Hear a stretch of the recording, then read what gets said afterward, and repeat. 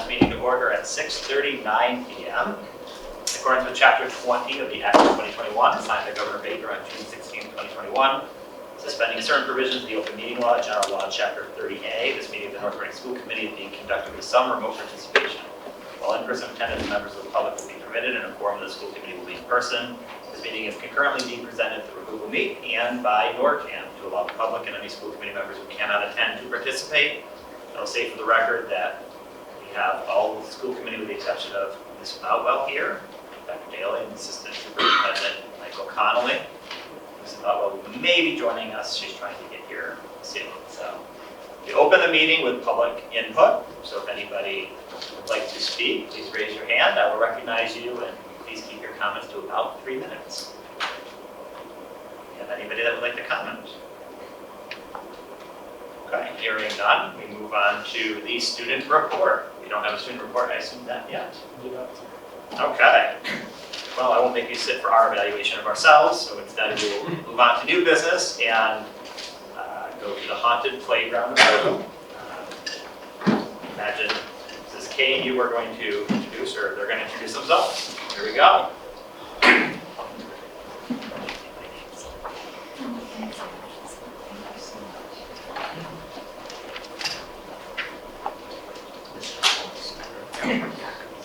Awesome, thank you.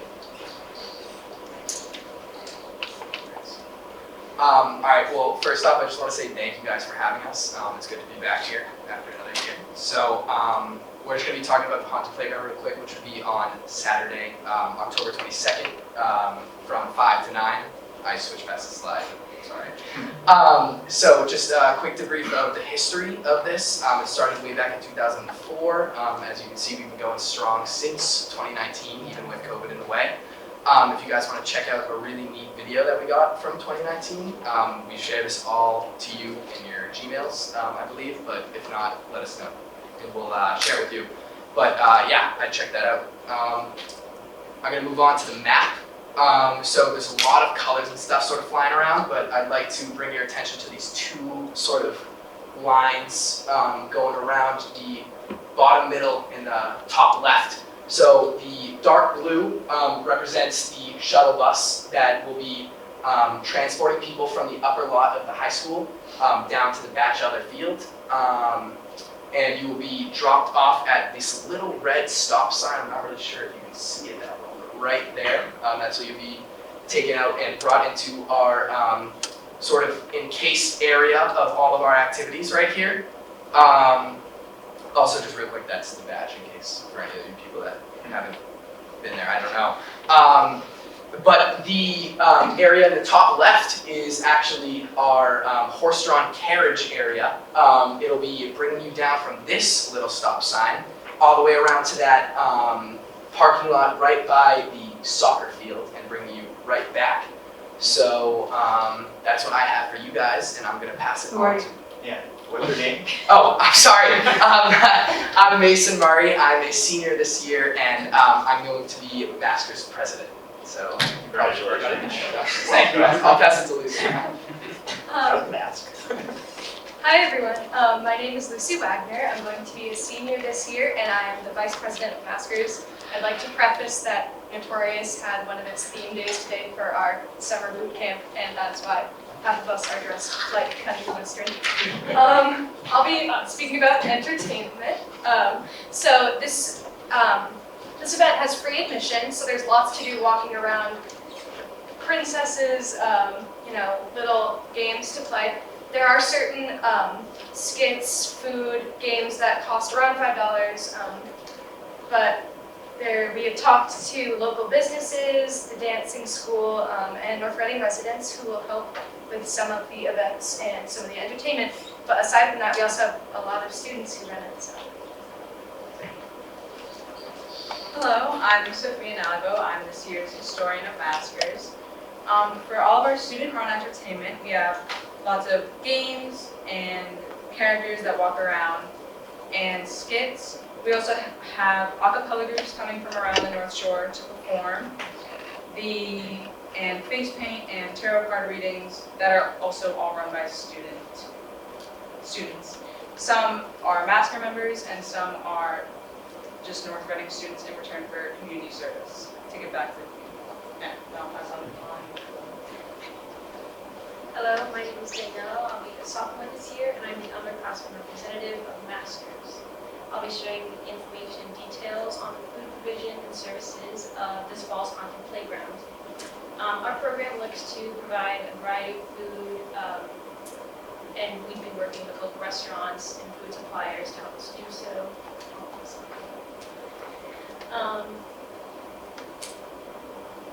And safety is definitely being a priority throughout the whole event, especially with food. We'll be working with Mr. Bracy on the Board of Health, and all of our service will be Safe Service certified. We'll also be working with Ann McGovern to help us hire chart wells to help us address all food and food-related health concerns, and Brian will go more detail. Hi everyone, my name is Brian. I'm going into my junior year, and I am the upperclassman representative of Masters this year. Anyway, so as Danielle said, we are working with chart wells. So Anna McGovern is going to be the point person on that. She'll be the one who's discussing with Bob Racy and any other people who are needed to make this work. She and her trained staff will all be in the kitchen during the event, making the food, and then our safe certified volunteers will be out in tents actually serving the food. But any actually food preparation and handling will all be done by Anna McGovern and her trained staff. Hi everyone, I'm Piper Kerwin. I'm going into my junior year, and I'm the secretary at Masters. So there are a lot of logistics that go along with this event. So we will need 16 tents that they all come from different places around town, but we have been using them for many years. We have one large generator that we usually get from Sunbelt Rentals, and we've already communicated that with them.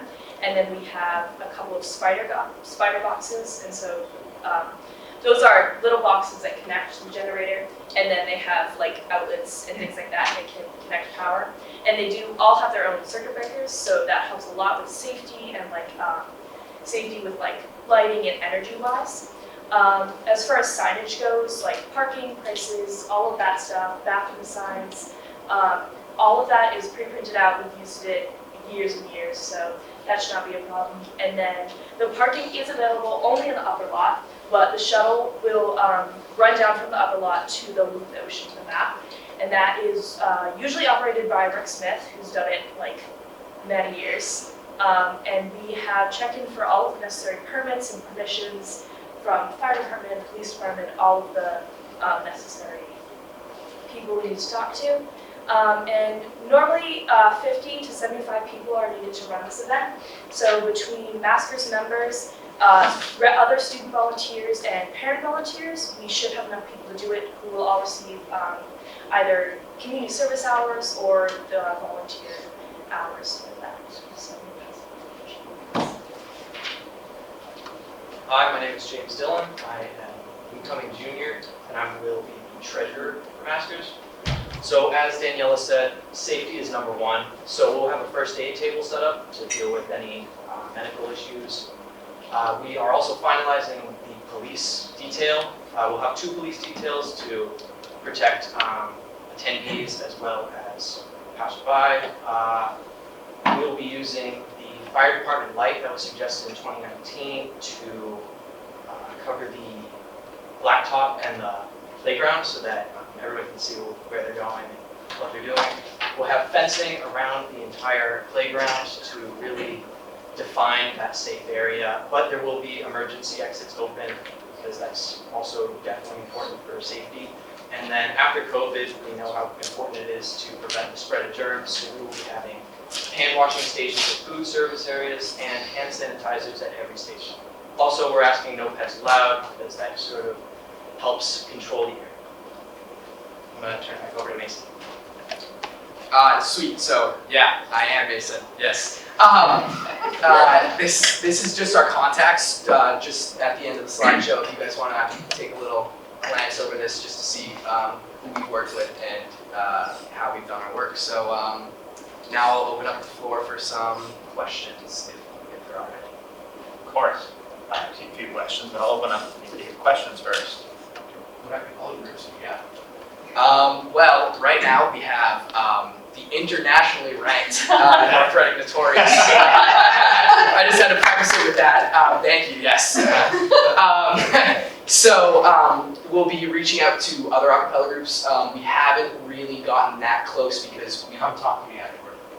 Okay. I know some. All right, sweet. We Any other- had in the past. Yes. Last year we had Chelmsford's group, and then who else did we have? Yes, we had Saugus's group, which is the Saugus St. James. So that's who we're trying to get back for this year, but I will talk to you. Jeff, just, yeah. Sure. Nice to meet you, Jeff. Any other I questions? know a guy. Are you going to be singing? Are you gonna be saying no? If you really want, I mean, you could get up there. I don't once again. If my daughter's watching right now, she's laughing at me. No, I saw her. But I know some. Yeah. I was gonna ask, when did you guys start planning for this? For this year, all the way back in May, I believe, was our first meeting for this. So How much work have you done over the summer? over the summer, we've started a lot in the beginning of the summer. Sort of took our breaks for the beginning, and then we're getting right back into it. So hitting the ground running right now. I have a few questions, mate. So number one, I missed at the beginning, is there a rain date also or not? There is. It's the next day. It'll be the 23rd. So. Okay. And you mentioned working with Mr. Bracy for food. Are all the restrictions going to be the same as they were last year for COVID? I believe that they will, just to keep everything safe. I'll let Aaron said a Brian. caution or? I'll let Brian. So it's gonna be a little bit looser this year. Okay. A lot of it's still gonna be all of like the same safe serve stuff, same certifications and all that. It just won't be as, just some of the things that were more for COVID just won't still be there, but it will still be very safe and very controlled. Okay. Follows Rich. You mentioned Safe Serve volunteers. Are those volunteers that have previously been certified, or they go through like a little training just for the Yes, they event? do. So there's I think 2 or 3 master parents. They've taken online courses I see. and got their safe serve certification.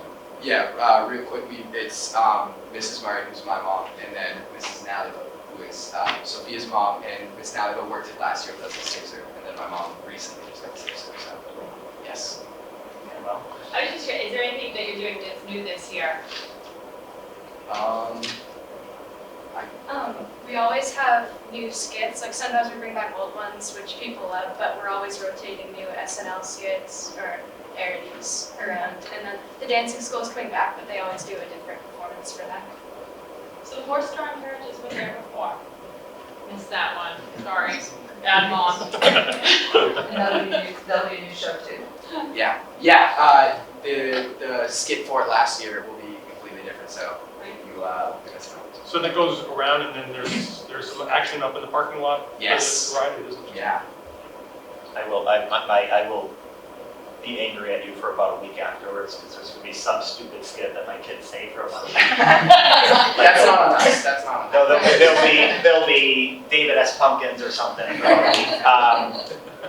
Last 2 questions. Easy one. What's a historian role? Oh, I take care of all of the social media for Masters, and I just post updates online for outside members to just be informed of what we're doing behind the scenes. Okay.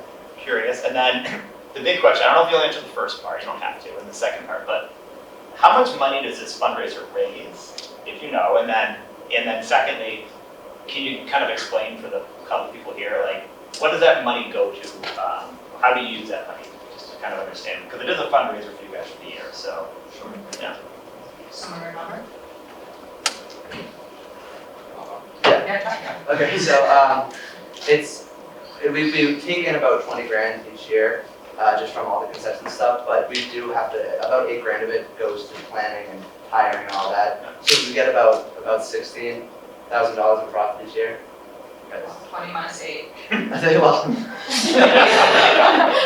Yeah. But yeah, so a lot of that goes to just everything that it takes to run 2 shows in a year. So that can go towards like for this year specifically, it might go towards like some of the flying stuff we're doing. We're doing Pippin, so there's a lot of like acrobatics and like equipment that needs to be bought, some training, so that's gonna go towards that. Liability insurance plan, I assume? Transportation for the group to like certain events, that's a lot of stuff that goes through, but yeah, just generally running the shows throughout the year. is what we're- Specifically, they made 16 last year and took home a little over 8. With what they're doing, they're hoping it'll be 20 this year, because some of the stuff that they have, they can reuse each time they build, and then hopefully they'll get up to that. Good luck. Any other questions? Okay, so I think we have to have a motion to approve the haunted playground. Motion. One of you? I'm still so brand new, I don't even know how to do a motion. I moved to. There you go. I can Okay. second all day We have a long. motion from Diana. Do we have a second? Second. Second from Noel. Okay. Any comments, questions? All those in favor? Aye. Opposed? Unanimous. Good luck. Good luck. Thank you guys guys so so much. much. Thank you, guys.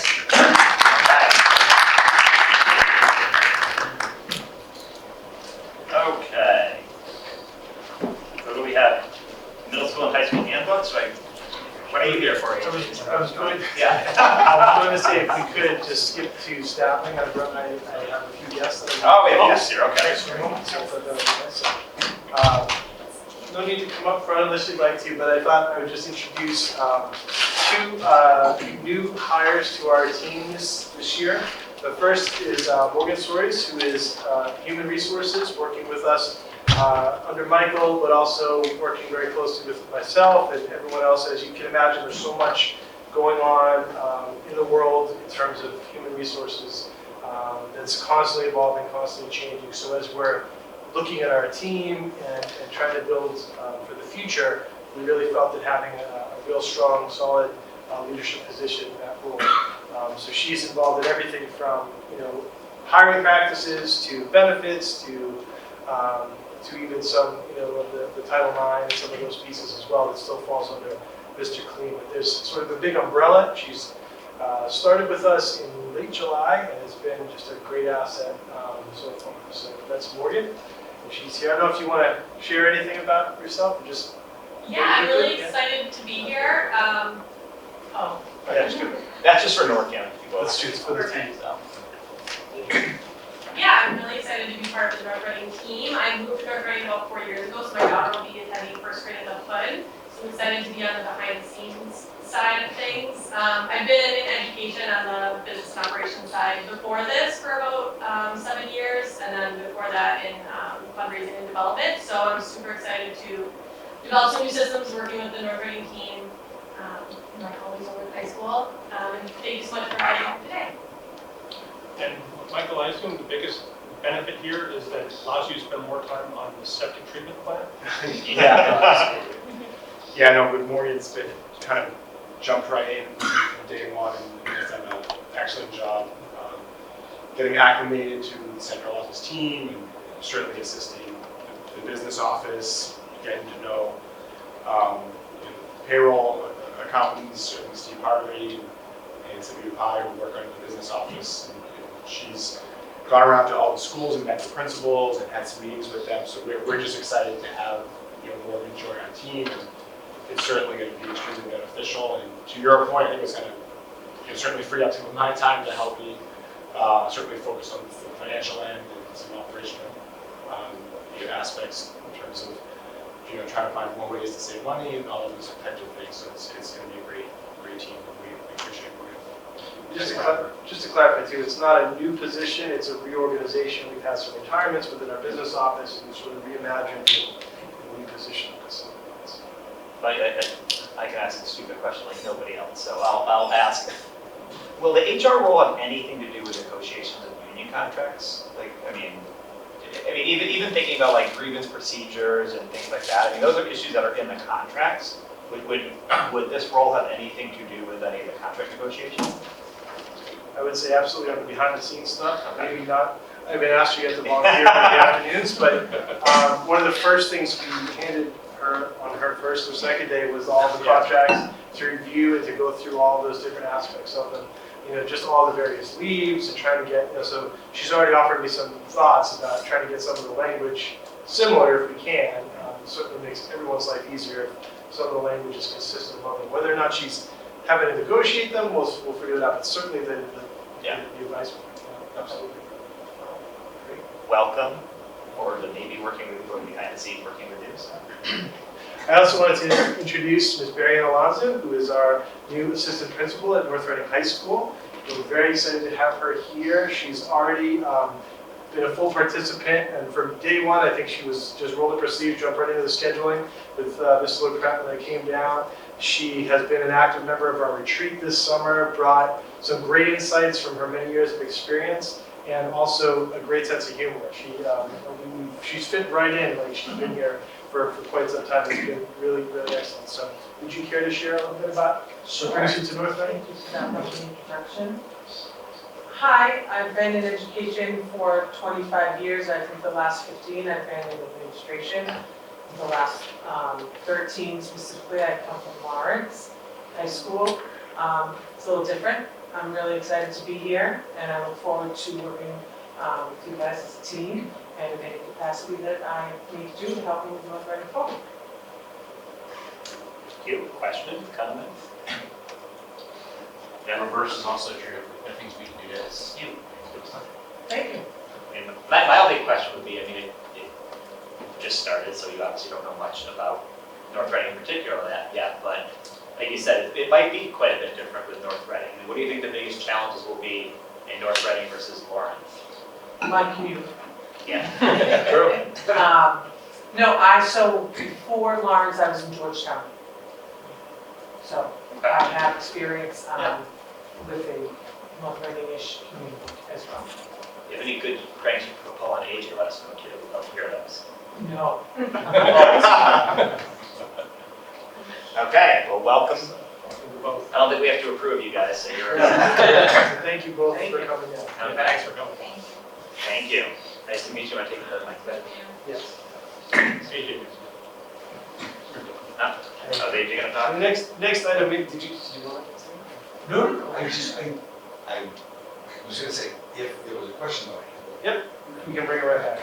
Thank you. Okay.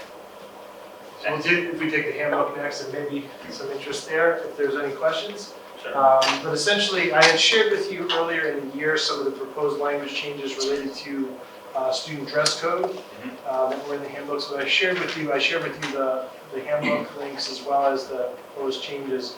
The major changes at the high school were the dress code. We've updated our mission and vision for the district, and so those are included. And there are also some changes around harassment and locker room supervision for extracurricular. So this is sort of an area that we have been advised to consider based upon some of what's been happening locally around some issues that have happened in other communities. So this is language that came from council that's been advised for our local council to add. So we're adding it to both the middle school and the high school handbooks. And this is something that, again, would address some of the supervision issues in there. There's a piece of this that I'm going to continue to discuss with the policy subcommittee about whether we want to take additional steps and have some forms for families to sign about some of the concerns there. But this is really about liability and protection. And we're also going to take some steps to directly address this with coaches and students this year to make sure that message is clear. There is also some changes to the athletic handbook that were shared as well. Some updates to the student behavior and expectations. Some language related to age requirements and participation. I think this acknowledges some of our middle school participation. And then at the middle school, there were some changes to the dress code, as mentioned, some updates to the suspension language, specifically around some incidents that occurred over the past where there was language specific to racial slurs or terms, and also with the use of social media and inappropriate use of social media. I think we're familiar with the boundaries of free speech versus what can be caused reasonable disturbance in school. And certainly, generic comments made from home on social media about North Reading Middle School or North Reading High School is one thing, but if you're specifically addressing students or teachers That could fall under bullying, it could fall under suspendable or detention, offenses as well. So there were some updates there as well. So because they do directly or indirectly involve, these changes involve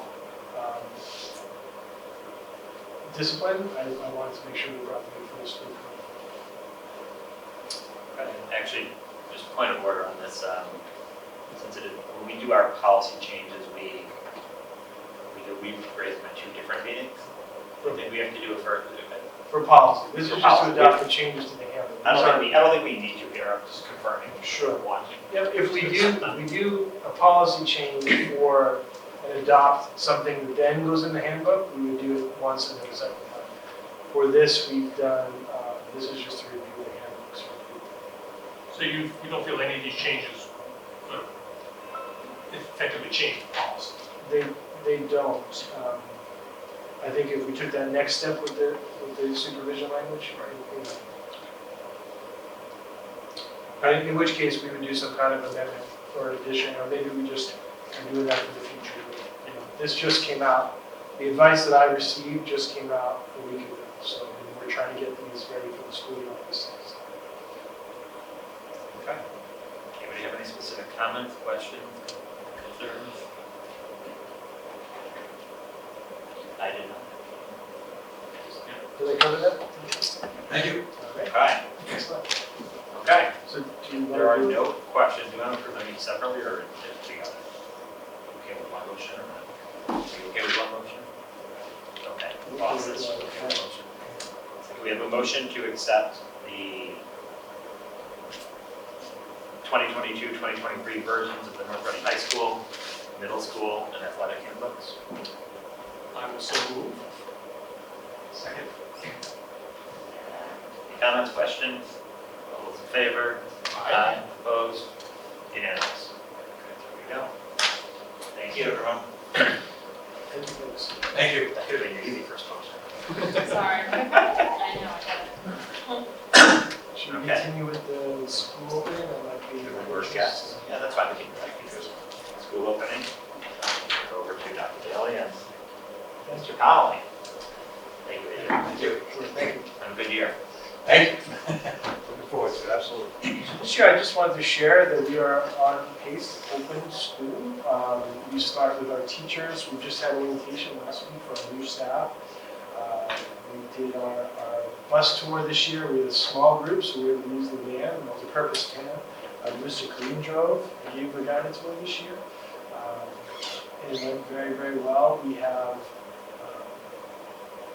Teacher Professional Development Day on September 1st this week. And then we start with our welcome back of all staff on the 6th. Students return on the 7th. We have our orientation for pre-K and kindergarten the 7th and 8th. And on the 9th of September, which is a Friday, we have our first day for pre-K and kindergarten students. So we're ready to start. And I think we're all in agreement that we do like at least myself and others that I've spoken to, the late Labor Day start, I think, is welcome this year and always. It's something to preserve. I think we'll continue to do that as committees in support of that.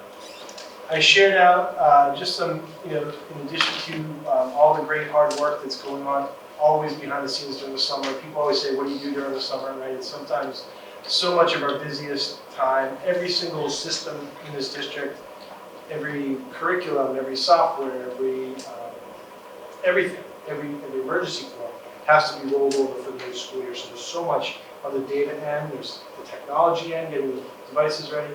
Our buildings and grounds team working so hard getting all our buildings up and going.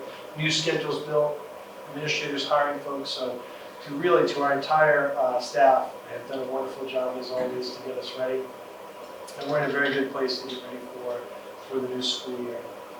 I shared and introduced some of our new hires here today. In my message to the community, I shared out 2 important updates. One around COVID-19. I feel like I had to mention it again. I would love to not have to, but I did want to say just really what's different. We did have a meeting with the Department of Ed. There were no real updates here. We are going to continue with our continue to, the only real masking requirement that's in place is if someone is COVID positive and they return for the days following their quarantine, and also if they're in the nurse's office. Other than that, there's not a masking requirement.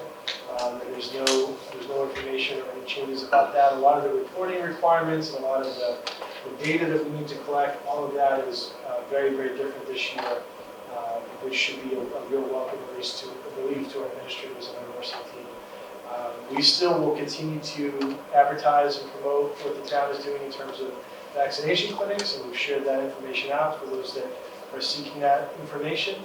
And we also will not be doing pool testing or the symptomatic testing this year. But we do have some self-tests that people will be able to take if they need them.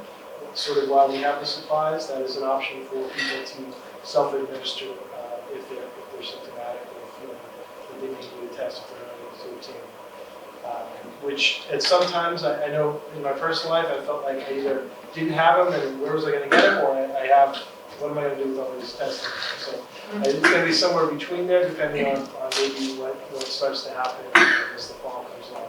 And we'll stay posted. If there's more information to share, we'll certainly keep everyone advised of that. The other major piece that I wanted to make sure we talked about was the school safety piece.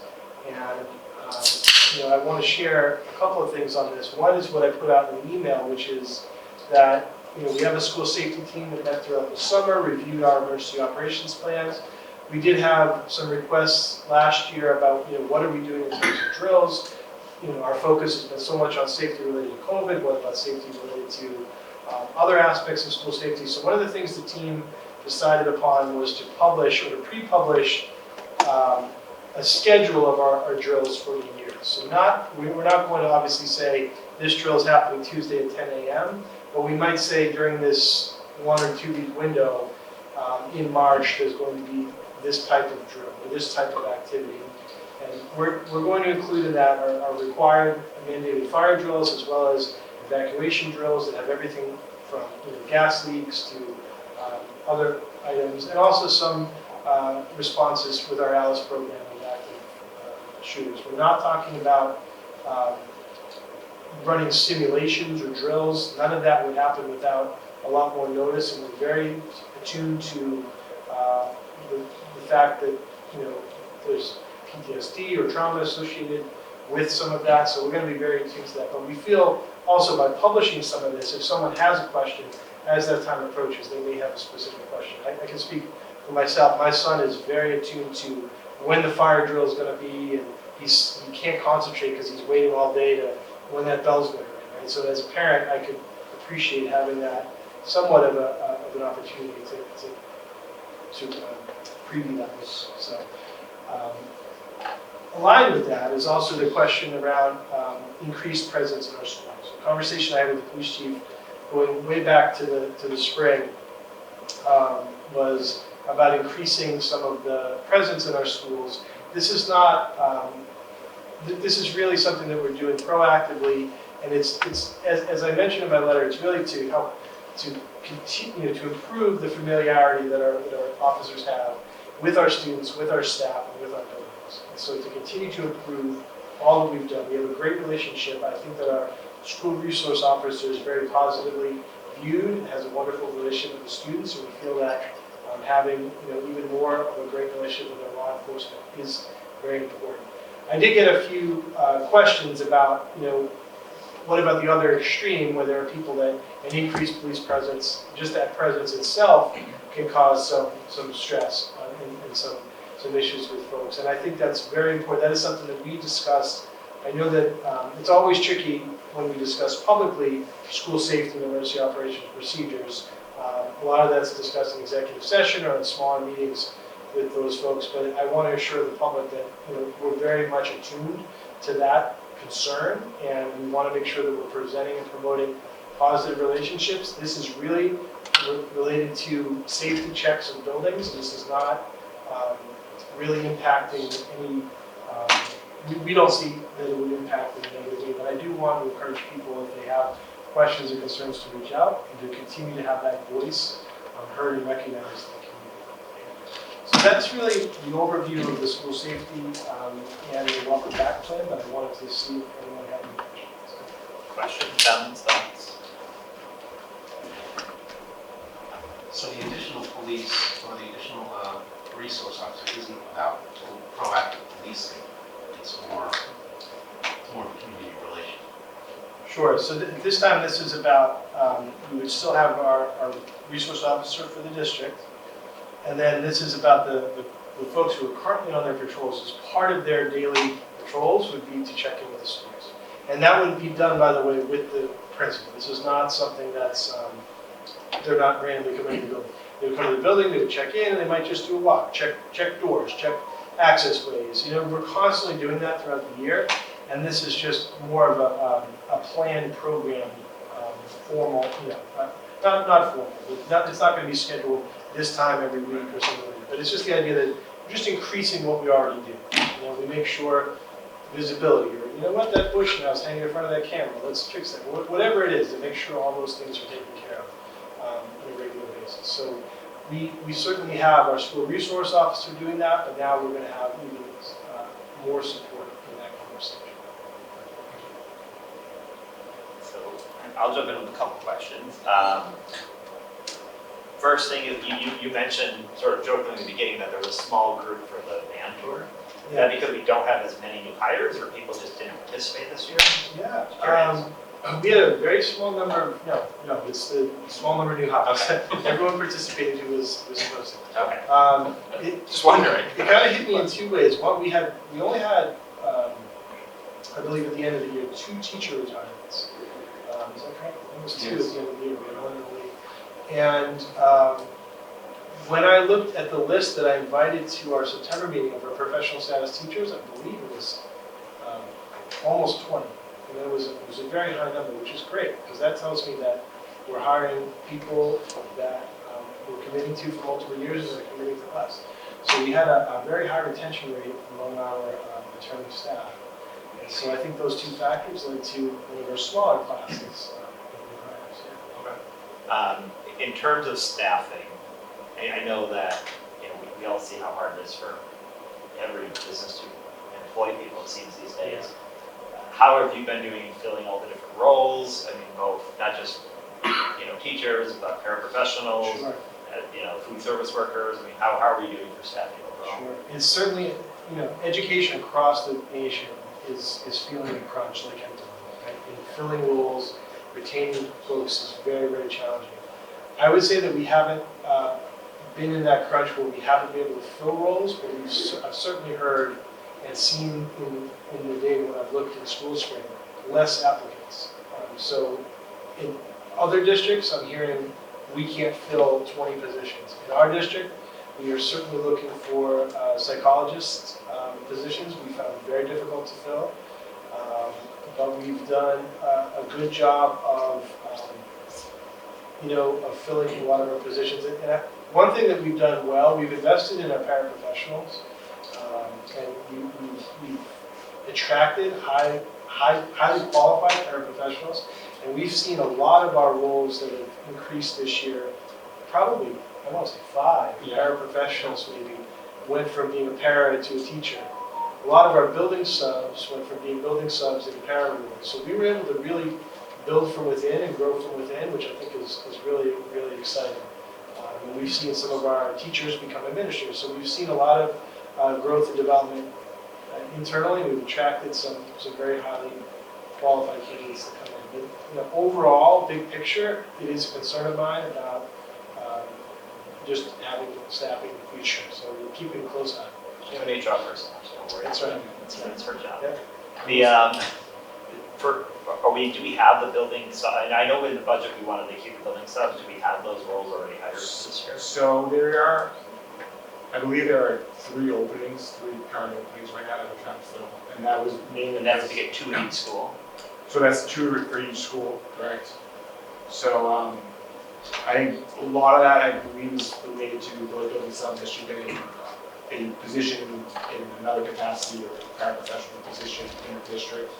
So that kind of happened recently, but we do have a few openings in the building sub area. I did reach out to our on-call substitute list recently and said, are you interested in working more, doing 4 days a week or more to become kind of a permanent building sub? And some of that did spark some interest, so I think there might even be some like job share that have recently come out over the last few weeks with some on-call stuff that couldn't commit to 4 days or 5 days, but they can do 2 days or 2.5 days. So that's gonna start happening to fill a couple of those openings. So I think that area, I continue to see a shortage, it's difficult as well, even though they're on-call list, which it's not bad, we always want to increase it. So I've certainly been reaching out to, Morgan's, and asking for assistance, which she's been great, trying to advertise in different areas and different places to get some applicants in, and that's starting to happen. But that's definitely an area that we're working on as well. We'd love to have all those 10 positions filled by the start of school. Two more questions.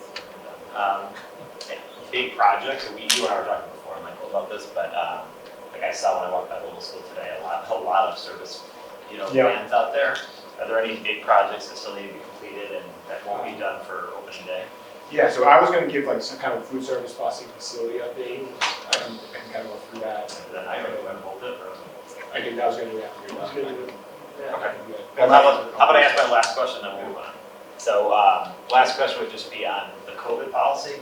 So like, if a student gets sick now and tests positive for COVID, are they supposed to tell the school still? Do they report that? And what's the time that they're supposed to stay out before they can? You mentioned when they come back, they're supposed to wear a mask for 5 days. But like, what's the policy if the student tests positive? What are they supposed to do? And if you can just maybe talk about that a little bit. It's students who have COVID and test positive should report that to the school nurse. The school nurse will walk them through exactly what they need to do. If a student has symptoms and is unsure, they should see the school nurse, and the school nurse can assist them with getting directed to the diagnosis, and if they need a self-test, they can take a self-test. From there, it's really working with the school nurse. There's no reporting system, there's no collection system. It's about, and I know that there's folks that just don't want to talk about it anymore and don't want to report it, but the biggest goal for me is obviously, number one, folks not getting ill, and number two, keeping our schools open.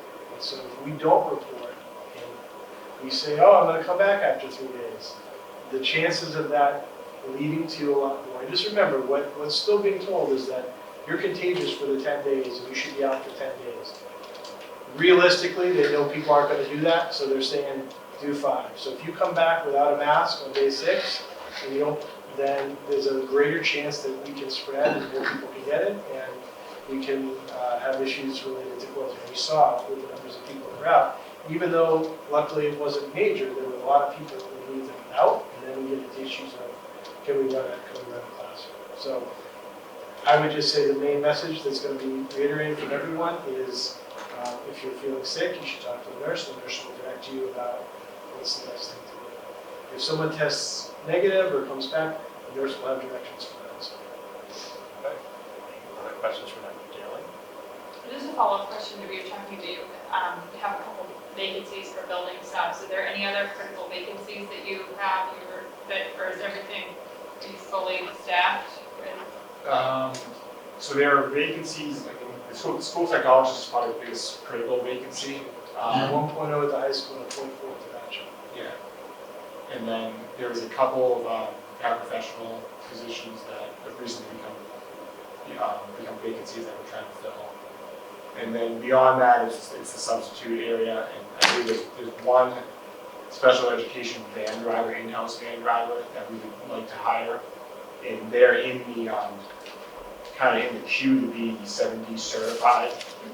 So as soon as that licensing, that certification goes through, then we hire, and that would complete our team of special ed van drivers. It won't be critical for the beginning of the school year if that doesn't happen by the start of the school.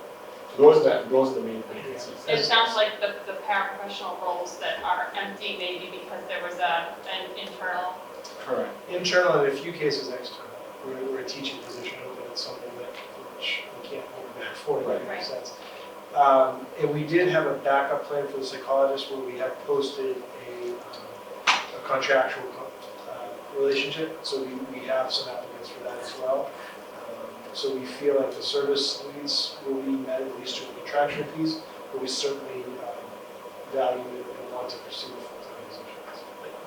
Just, on the finance planning team, Rich and I were talking a lot with you guys, Dale and Michael, about the timing of the calendar. I know we're gonna talk about that later as well. But are these things where we have been able to post earlier? You think maybe, I mean, when were these jobs posted and when would you like to post them? Ideally, anything, some of it you don't know, but I would say absolutely. The earlier we can post, the hiring season is gonna be March and April, especially if you're getting people coming out of school. Some of the principals share with me, a candidate that they took an extra weekend and they lost. And I think we're seeing that more and more as we talk about shortages in other districts. People have multiple options, and I think it affects, we had a lot of conversations around, how we're attracting people, what message we're sending, supports, but certainly the calendar is impacted. So if we can have our budget approved a little bit earlier, or at least an understanding, even to be able to be more confident in those anticipated opening kind of postings. But some people want that bird in the hand, and so, all those things we talked about as far as the budget calendar moving up even slightly, would be helpful. When did we post this position, and then how quickly could it? Do we have to wait for town meeting to vote it? Do we have to wait to be balanced with the select board? Or when could you post it? When could you post it, and when did we post it? Yeah, we try to do the anticipated openings around April vacation, right? So we probably got them out there. I think with this particular one, when it's more challenging when it's tied to a new NRPS kind of position. And that's the high school psychologist one played out a little bit differently. And then there was the school adjustment counselor position created the need for the Bachelor position because someone internally applied. And then it creates a ripple. When that happens, that delays it for a few weeks too. So some of that can't be avoided, but I do think in general, an earlier calendar would give us, even a few weeks makes a difference in terms of maybe getting the number one choice versus not having some. It's great. So if I can ask that a different way. So if we're at a point, whether it's in March or in late April, where we're still looking at overall for the town a shortfall, that's when new positions especially are really hard to advertise for because you're relying on funding for the new positions as opposed to just filling an old position. Is that what I'm hearing?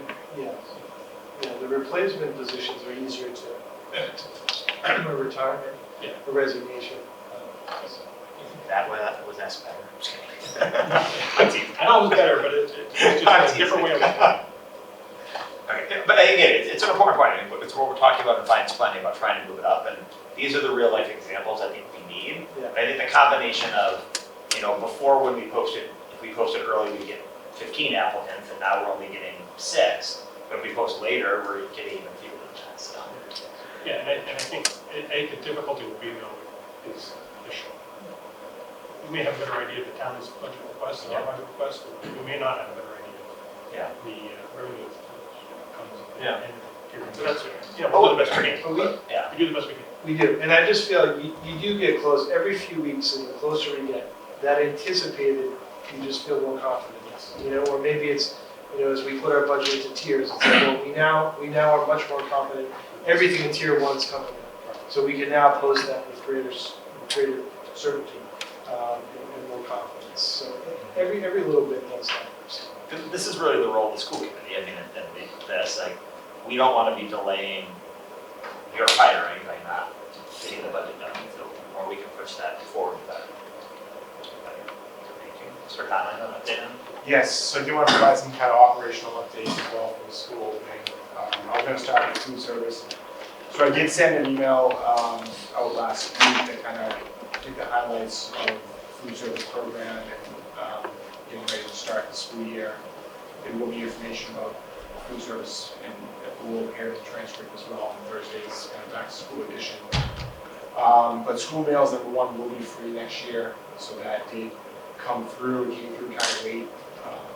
We kind of know that until kind of July, and when the state budget got finalized, believe it or not, because the state The accounting of that is going to be a little bit different than it was last year. That's kind of an issue to figure out and work out with the state, but the state is kind of supplementing the difference between the free mail and the USDA's reimbursement rates this year, as opposed to it just being federally reimbursed with free through the USDA program. But Massachusetts has signed on, at least for another school year, to make school meals sort of free. Does that mean we're going to still get the same amount of money for it? Yes. It's just where it's coming from? Correct.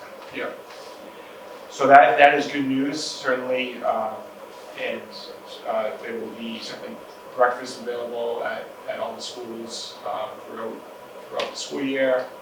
I think we will start to see the lunch operation look more normal in terms of the number of lunches and the time for lunch. I think look at the schedules from principals and with Ms. McGovern, we did meet the food service team last year, so everything kind of looks good, but it's going to be a little bit more normal, which is great.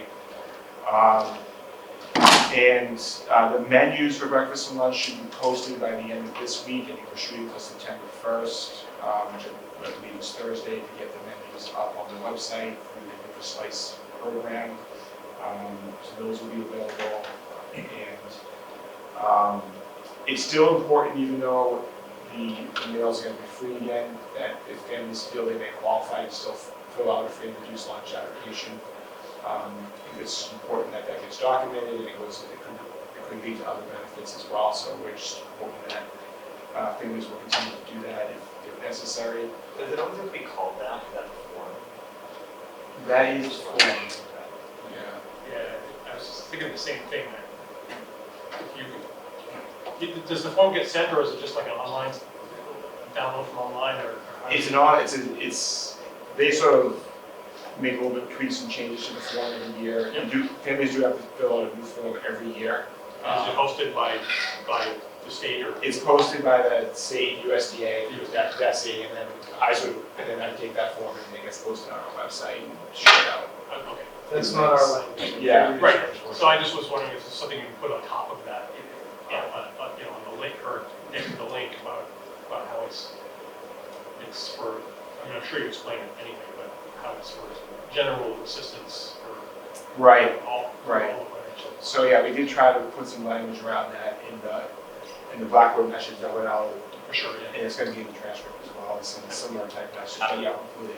I wonder if we even just put, like, if in another section, like if for user fees, if the language says and fill this financial eligibility form, and it links to the same thing, but it doesn't call it free and reduced lunch. It calls if it calls it financial eligibility, and then it refers to it, and you see if you get more people applying that way. I think it does. We do the athletics. Yeah, Yeah, we do. message it It's there. fun. Yeah. The food service it's a very highly regulated program, so there were times where I was posting that application on multiple sites, athletic site, this site, and we actually got written up because they review that, and they very much want the application like strictly food service. And if they feel like people were just filling it out for like a bus transportation, I had a busing site that, but it's crazy as it sounds, it's a highly regulated program. I mean, how can they even do that this year though if there is no when they have lunch? free Massachusetts. lunches. I know. That's frustrating. That's the only reason to do it this year. And but yeah, we can certainly see what we can do for that. But that's available, and that's out there as well. I also put some information about my school bus, so that's now available through accept prepayment. So that's important if you are going to purchase other card options or the second lunch. The second lunch is paid. I know there was a little confusion on that last year, but that is the case. Just to get 2 lunches. Yeah, if everyone wants to kind of come up and get a second slice of pizza or whatever that might be. That's considered kind of a la carte. So, but food service program, we are fully staffed. I'm glad to say, I think the revisions that we made through the contracts significantly helped us fill some vacancies that did exist that were kind of lingering all last year. So we're fully staffed. We even have some on-call substitutes that are there available when needed, which is key. And I think that everyone is ready to go. So So can you talk a little bit about, I know during COVID, for many years, the school committee wanted Chartwell's to get back to a break even, where we didn't have to supplement it. We reached that point, made a tiny profit, then COVID hit. Yeah. We lost a bunch of money, and then last year with the free lunches, can you talk about like what the surplus was last year, and then what the Yeah, so what we we've done- budgeted for this year? So correct, so we were working on the break even, we got to that point where we were breaking even, we were making a little bit of money. Yep. But that was a big initiative. That COVID year, we did lose money, we helped use some of the federal money we were receiving, the various grants to kind of make up the difference. Then last year with the free, universal free meals, we made about $240,000. So the food service account is actually. Very hesitant to say that. The food service account is the food service account is doing very well. So we're actually, believe it or not, we're investing back. We're looking at our equipment. Chartwell, we're going to through the Chartwell's program, we're going to be getting some new kind of like mail cards that are beneficial for a variety of purposes. We're looking at serving lines and new signage. So we are putting out some money certainly back into the program. With the news of being free this year, we expect to hopefully have a similar performance when on the city. And but in our budget numbers, we put in over break even because we didn't think it was going to be free. Well, I think we just say obviously it's a self-sufficient program, so at the very least they're breaking even. But I think we anticipated, certainly at the time with the budget we didn't know, so we thought maybe if it returns back to normal, then we're hoping to be breaking even, doing a little bit better than that. But the surplus doesn't flow into the budget. Correct. It goes back to Right. It's And that's necessary necessary. to supplement, but it's correct. So in some of these reviews and audits have kind of put on hold during the COVID process because it's been kind of an irregular time, but we'll have to start looking at that. Because they actually regulate how much money you're allowed to have in the account as well. Yeah. Believe it or not, you can only have kind of like 3 months worth of like operating expenses and so it's a bit. So we'll be looking at those things, but I think investing back in the program, looking at making sure we're well staffed. The other thing is if more people are using it, it could mean that we need more staff to use that. And again, nobody knows what the future is going to hold, but the interesting thing from the universal free lunch, it changed from during COVID. It changed, like the rationale changed to where more students will get healthier meals if it's free, and so that might continue beyond. I don't think it's a COVID thing anymore. It's trying to provide healthier meals and fight obesity if they are doing that now. And obviously with the new governor it might change. Well, they've known for years that for some students, the best meal that the only meals is a full ounce of their cafeteria, so that's what they're offering. Yeah. And it sounds like with the enhancements that you're planning, then the options will expand, which Yep. is positive as well. Absolutely. The opportunities for kids to get healthy options. Right.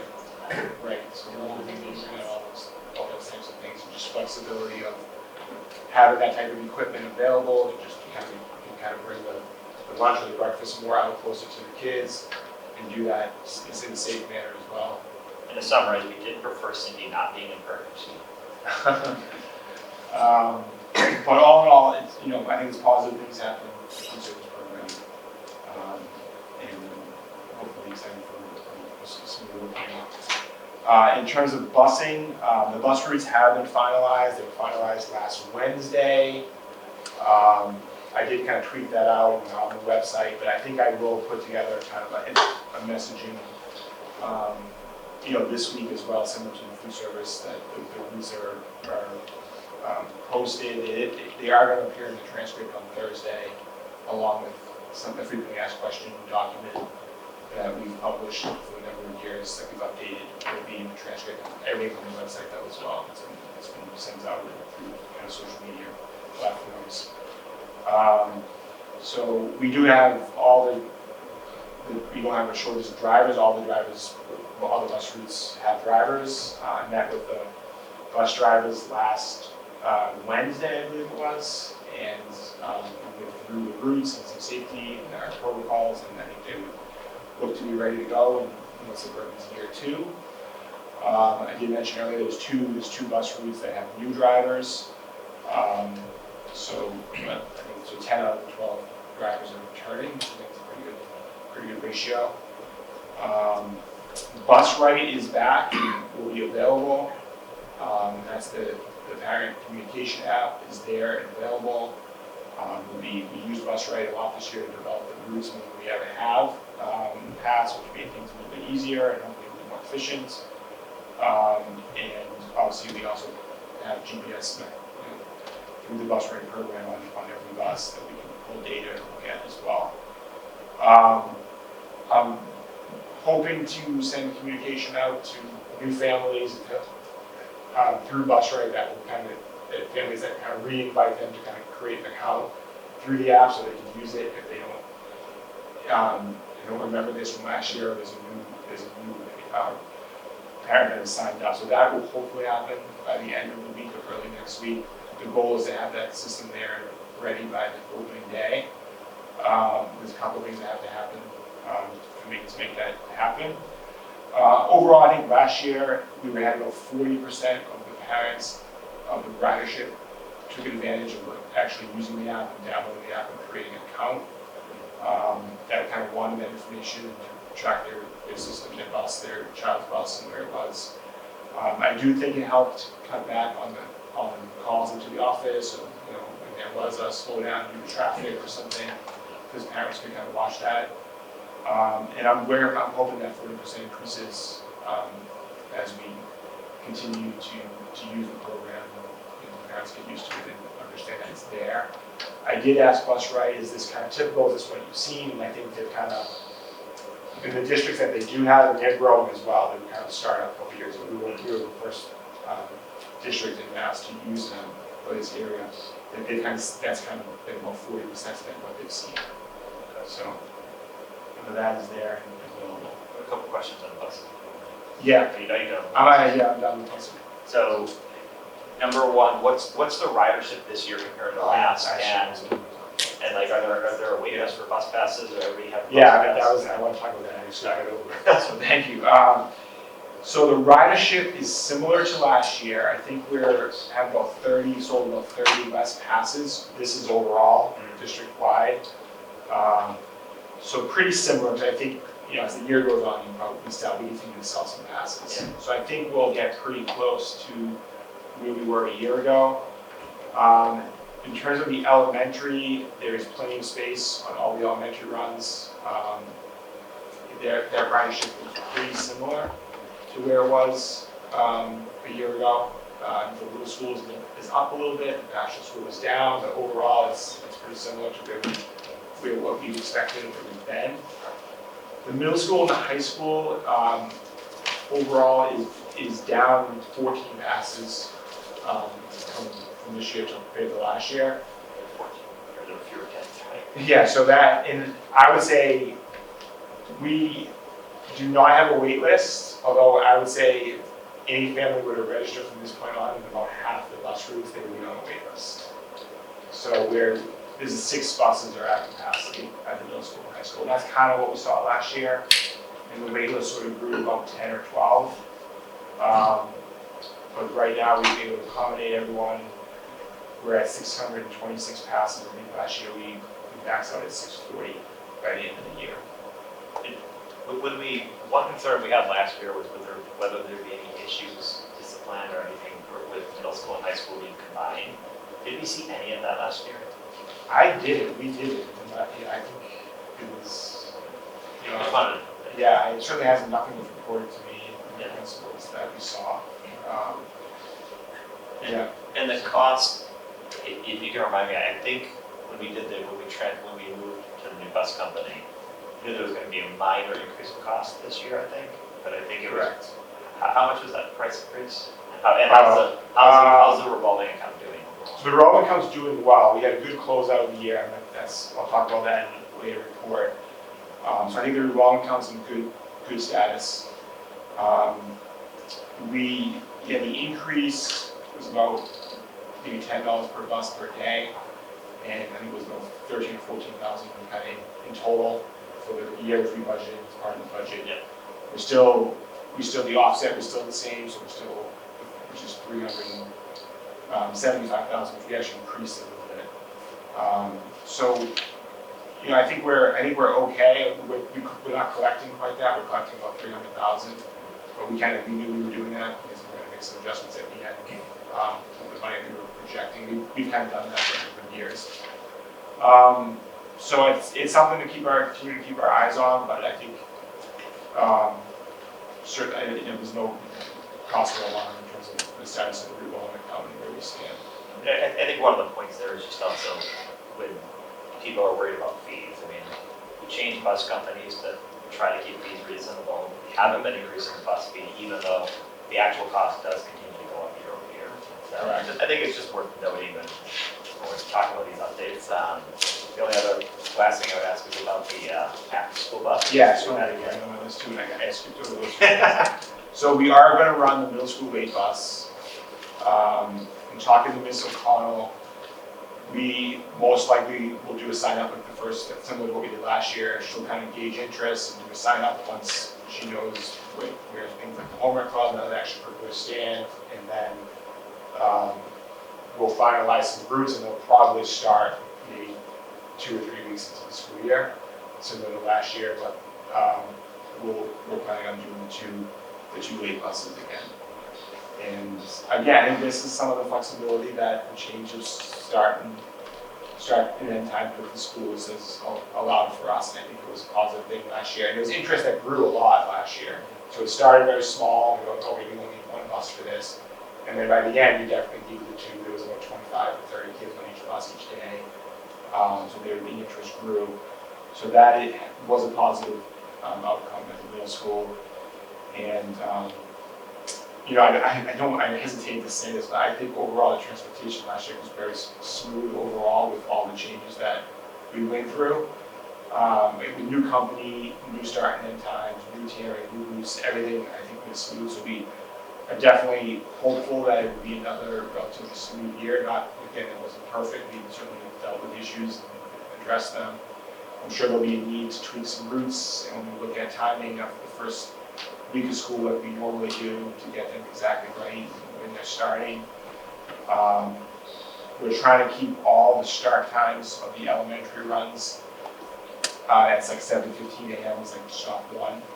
And we hope that's going to work. And, you know, 7:15 and then hopefully dropping between 7:40 and 7:45. And that will hopefully allow the middle school and high school tiering to get there between 8:15 and 8:25 is the goal. So we were pretty close to that. You know, some runs had started a little bit earlier, but they were a little bit longer in middle school and high school. So we'll learn this and we'll make some tweaks, I'm sure. But I think overall, I think the 2 tiers does help the busing operation. And, you know, it has the buses are most to capacity in some areas, but it does help. I heard very little from administration about lateness. Yeah. Timeliness was good. So yeah, right, and that's with the 4 tiering. One little thing that gets thrown off it in the morning just has that ripple effect. So that was less of that. And then in the afternoon, because the middle school and high school runs first, and then they also had to do whatever was that late school, that fourth, you know, with middle school, they had to wait like 15, 20 minutes. And that was always a huge challenge, and that we didn't really have that, which was nice. Yeah. And I did receive several emails from folks as well as staff about students who typically would not be able to stay after school for extra help or for clubs who were able to do so. So it's, even if it's not a lot of people, it makes a huge difference for the people who benefit. And it sounds like if we're talking 2 buses, it's been pretty successful.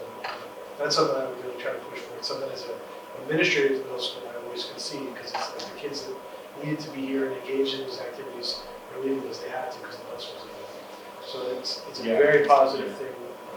I can't tell you how gratifying that is. I mean, you being aware much longer, but I remember talking about it with Dr. O'Connell working back in 2013 about how critical it would be to get a late bus to the middle school. Just things like that. finally happens in this work. So, yeah. Absolutely. So, I had another question about buses. yeah, fun. The wait list last year, did any of it clear at any point, or is it unlikely if So- you're on the wait list, you'll ever get a chance to? Yeah, so it kind of was about 10 to 12 at any given time. For those families that really needed a pass, we did find space. The majority of the wait lists were sort of like a nice to have for the parents, like they wanted the ability to actually have that option, but it wasn't critical. And that's what it became last year. I hope it was the same this year. Correct me if I'm wrong, but I think we had them going into the meetings right now. Right now, we don't. I don't want to Correct. You expect there might be a few late, I do anticipate that happens every year, that there'll be families coming on Thursday, Friday, Tuesday, looking for a pass. and I assume there's just not a whole lot of spaces opening up in the middle of the year. Right, correct. No adjustments to the drop off, despite just how we're continuing to play. We're going to continue with the model.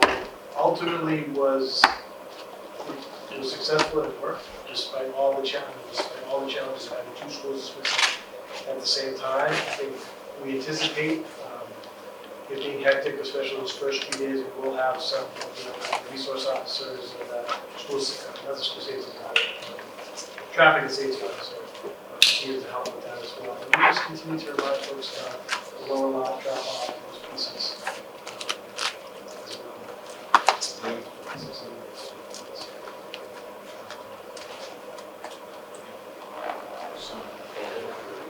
So buildings, yeah, so I think the kind of big picture of the buildings is their consortium has been very hard at work. Certainly this final push that's been happening last week into this week. Didn't have an opportunity to go through with Sunny Campaign, the director of facilities, about a week ago, and we did walk the buildings and check in with the head custodians and the custodial staff. And they certainly, they were hard at work. The schools weren't complete, but they were certainly on pace to be done. The floors are going to be waxed. The room's ready to go, and everything would be certainly ready for opening day. We did have the 3 large capital projects, which we had always our push to get done in the summer. And as a reminder for that, it was 2 HVAC projects and the rooftop units at all the schools really. It was 2 at each school, 2 units at each school. And then it was the middle school was completed phase 2 of like their building management system upgrade. So unfortunately, both those projects won't be done by September 7th, September by the start of school. I guess supply chain issues with COVID and certainly impacted those to a degree. I do expect them to be completed by the end of September. But the rooftop units, they're not going to get delivered until the 3rd week in September, but even though they were ordered as soon as they knew were getting through. I guess another thing happened late on I would say, which is a challenge for those projects. They were bid early, but as soon as we knew I could order them, we knew when they were ordered, but they just had longer lead times. So they will be completed. It's not critical for the opening. It's not, it's not. They'll be completed by the end of September. The next project is obviously the smart board project, which that same type of thing with supply chain. So even though those boards were ordered as soon as early as we could too in the spring. The little school, I believe, will be complete. The hood and the batch, I think they need September 12th. So we're talking like a week after school. Good priority. The boards all have technology. I mean, the rooms all. Yeah, it's not going to have to be So without just- anything. It's just going to have the older, like the schools will have the older units, which they're in good shape. We can change filters and keep them going, just the newer rooftop units will happen in September. We'll coordinate it so it's not a disruption. It'll either be second shift or we have to do a weekend or to that degree to get that done. And then similar with the smart boards, there'll be a second shift job that will happen. And then there was some other projects related that were insurance kind of jobs because of events that occurred late last spring. Believe it or not, I think there was 3 out of the 4 campuses were involved in sort of an insurance project. They were all being managed by by Maya, our insurance company, who uses the same project management company. The middle school and high school, actually the skylight was completely replaced. Right on, the entire skylight, and that got completed. So they were on that pretty early. That was done like the beginning of July. They got the day after the students left, they were working on it. So that went well, that was smooth. The Bachelor School library needed some repairs, and that's going to be completed. I think everything should be completed, maybe even today. I think somebody was saying they're like 99% done. But the carpet got replaced, some of the drywall got replaced, a lot of the ceiling tiles got replaced, but the carpet looks great. Sort of a year ago. How's that building look? That's in the old building, right? Correct. Yeah, it looks pretty good. Yeah. So they did get a new carpet. It does look nice. The last thing they were doing was just putting back all the bookshelves that had been taken apart and the stuff that had to be boxed and bins and stored. So that's all coming back together now. But I think they were just about completed there. The middle school early educational wing, kind of kindergarten wing, unfortunately, the last week of school, I believe it was, underwent. There was some water damage through the pipe leak. So that involves three rooms, and that's been the most challenging of projects. That's kind of taking us right up to the end here.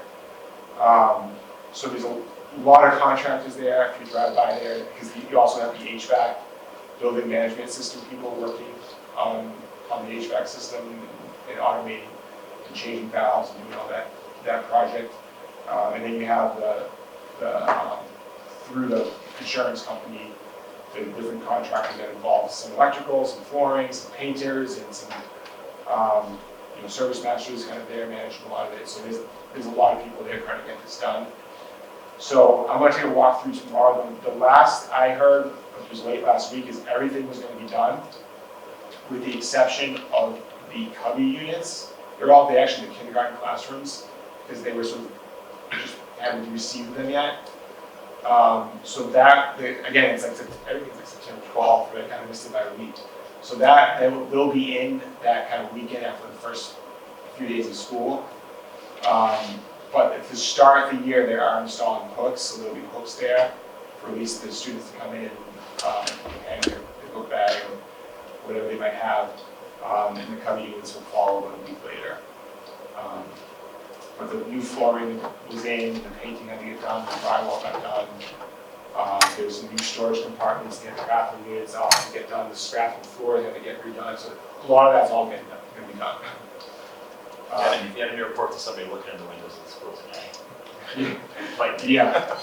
So that was the majority. There's some other things that we did do through like small capital equipment. We did replace a lot of bathroom stalls that they needed in the elementary levels.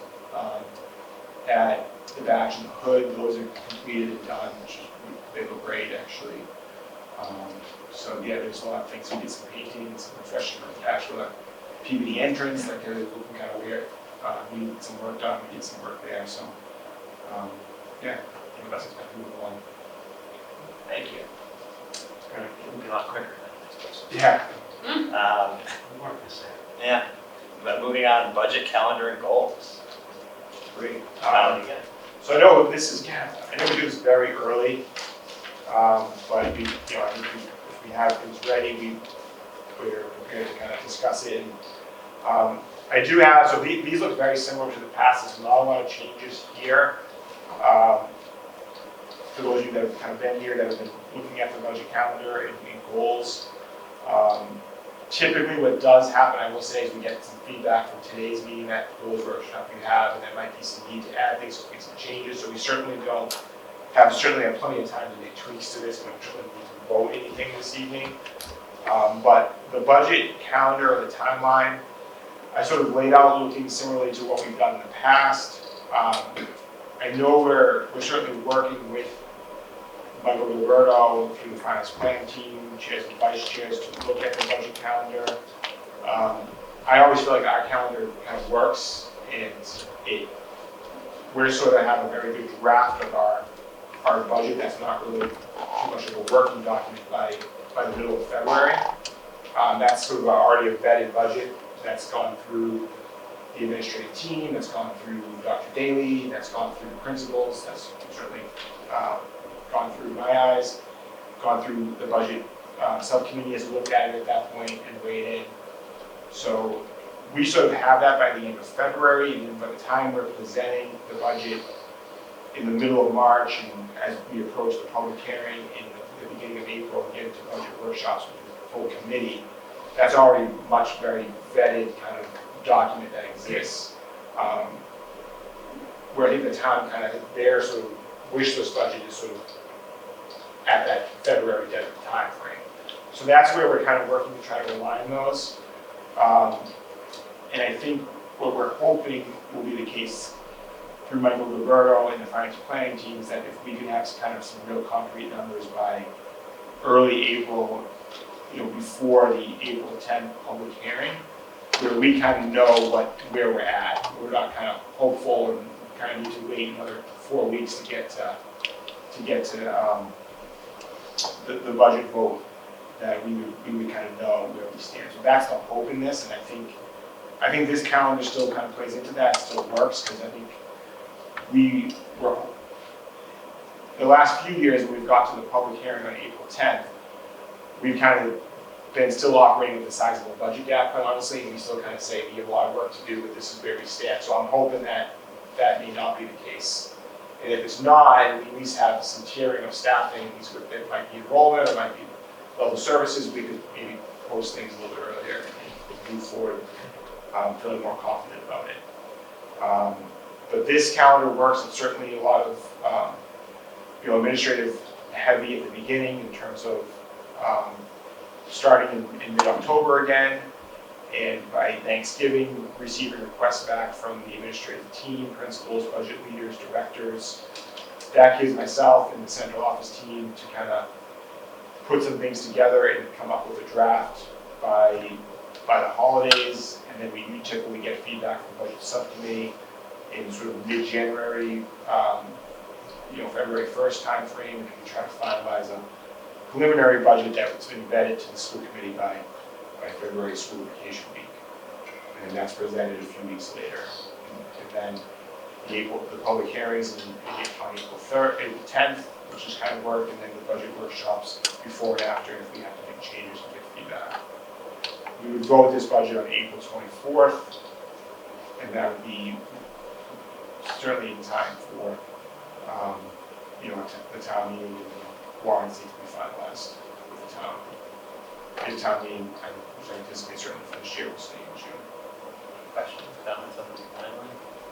The only thing I think really worked well last year was when we eventually sort of prioritized everything, and we kind of had that cut list where we knew that if we got X amount of dollars, this is what was above the line, and if we got Y, this was what was above the line. So I think when we're making the schedule again, I know you always prioritize a bit to get there. The more we can be clear about even within, what we want in the budget, at least internally knowing where that line would be, I think that will help us get a balanced budget easier. Okay. Okay. If there's no questions, can I have a motion to approve the budget timeline?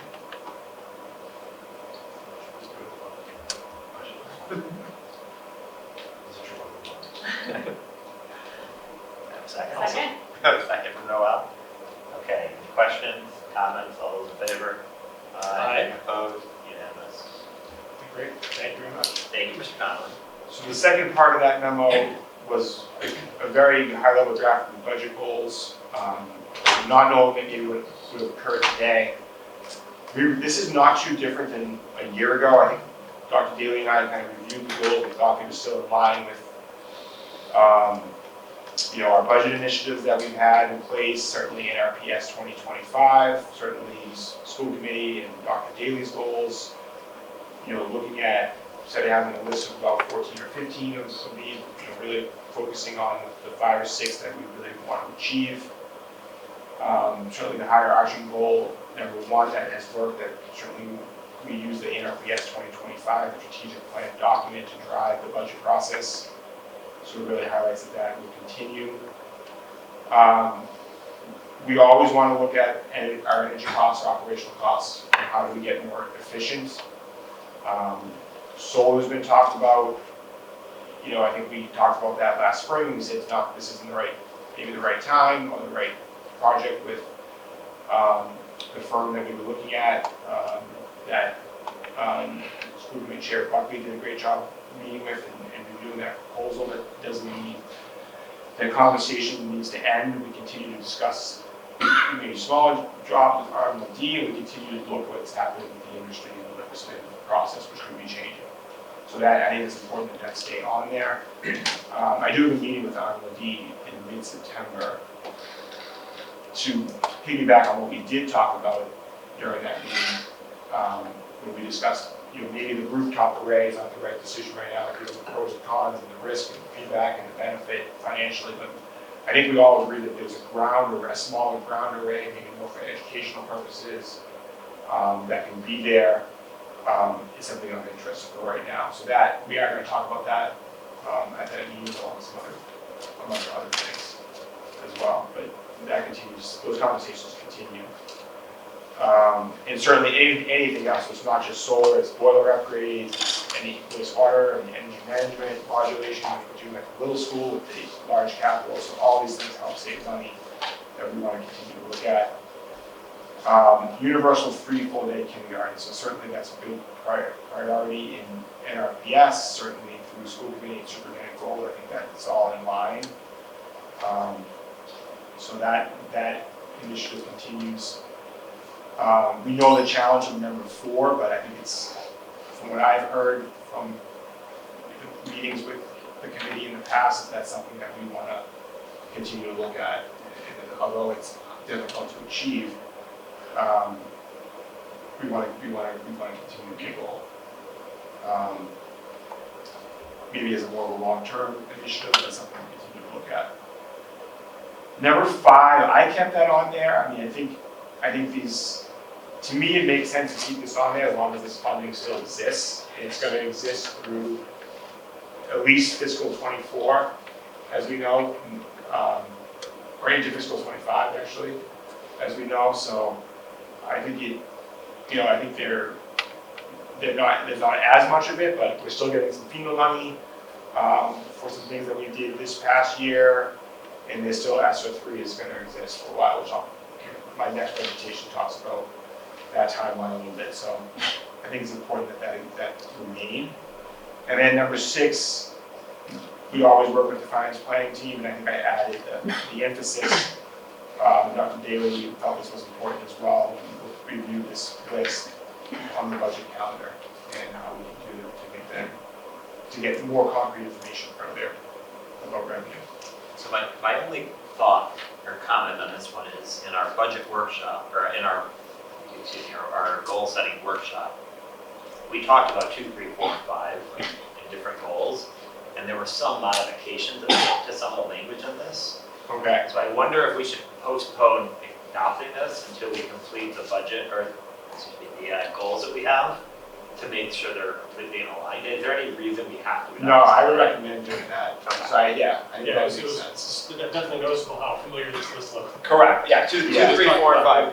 We thought we were really creative Yeah. coming up with that. I would say normally I take the notes from those meetings that's Patrick gives me, or and I try to create this. Yeah. So I think when we're doing that, like we didn't vote on anything tonight. We just put a bunch of ideas out, and we're gonna work on it either at a meeting or a workshop before a meeting.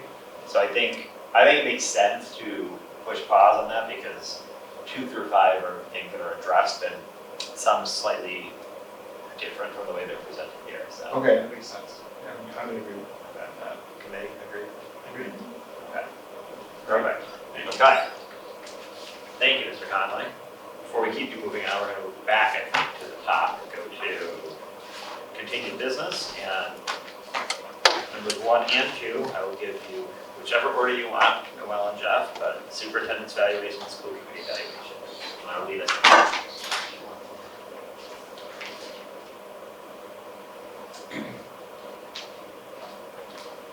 So why don't we start with the superintendent?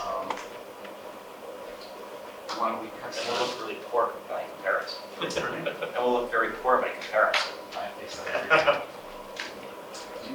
share? just like, Would you like to share your screen? You want me to share this? how you want to do it? I can share mine.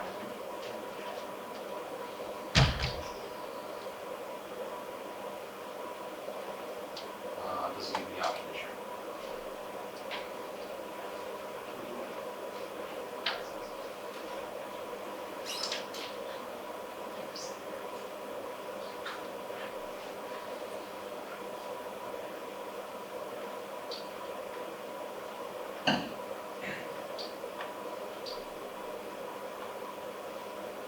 Voice over. Yeah.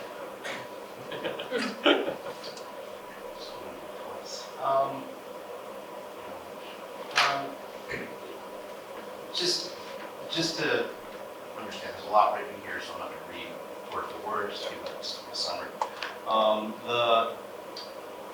The headline is, I mean, we're all extremely happy in terms of goals.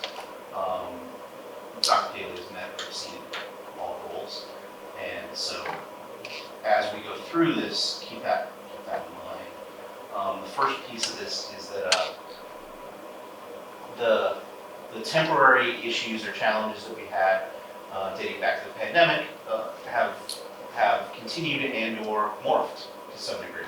So with that as background, there's a lot that's gone on as we went back to in-person learning. That some of the challenges that were initially faced. You should have the ability to share your screen. Yep.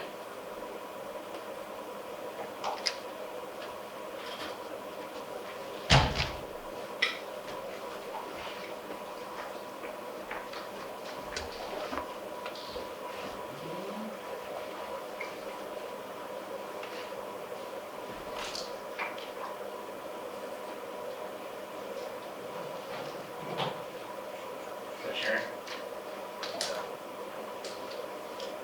You're not gonna show, it's not gonna show up here. It's gonna Yeah. show up here. It's not showing up on his. It would show up there.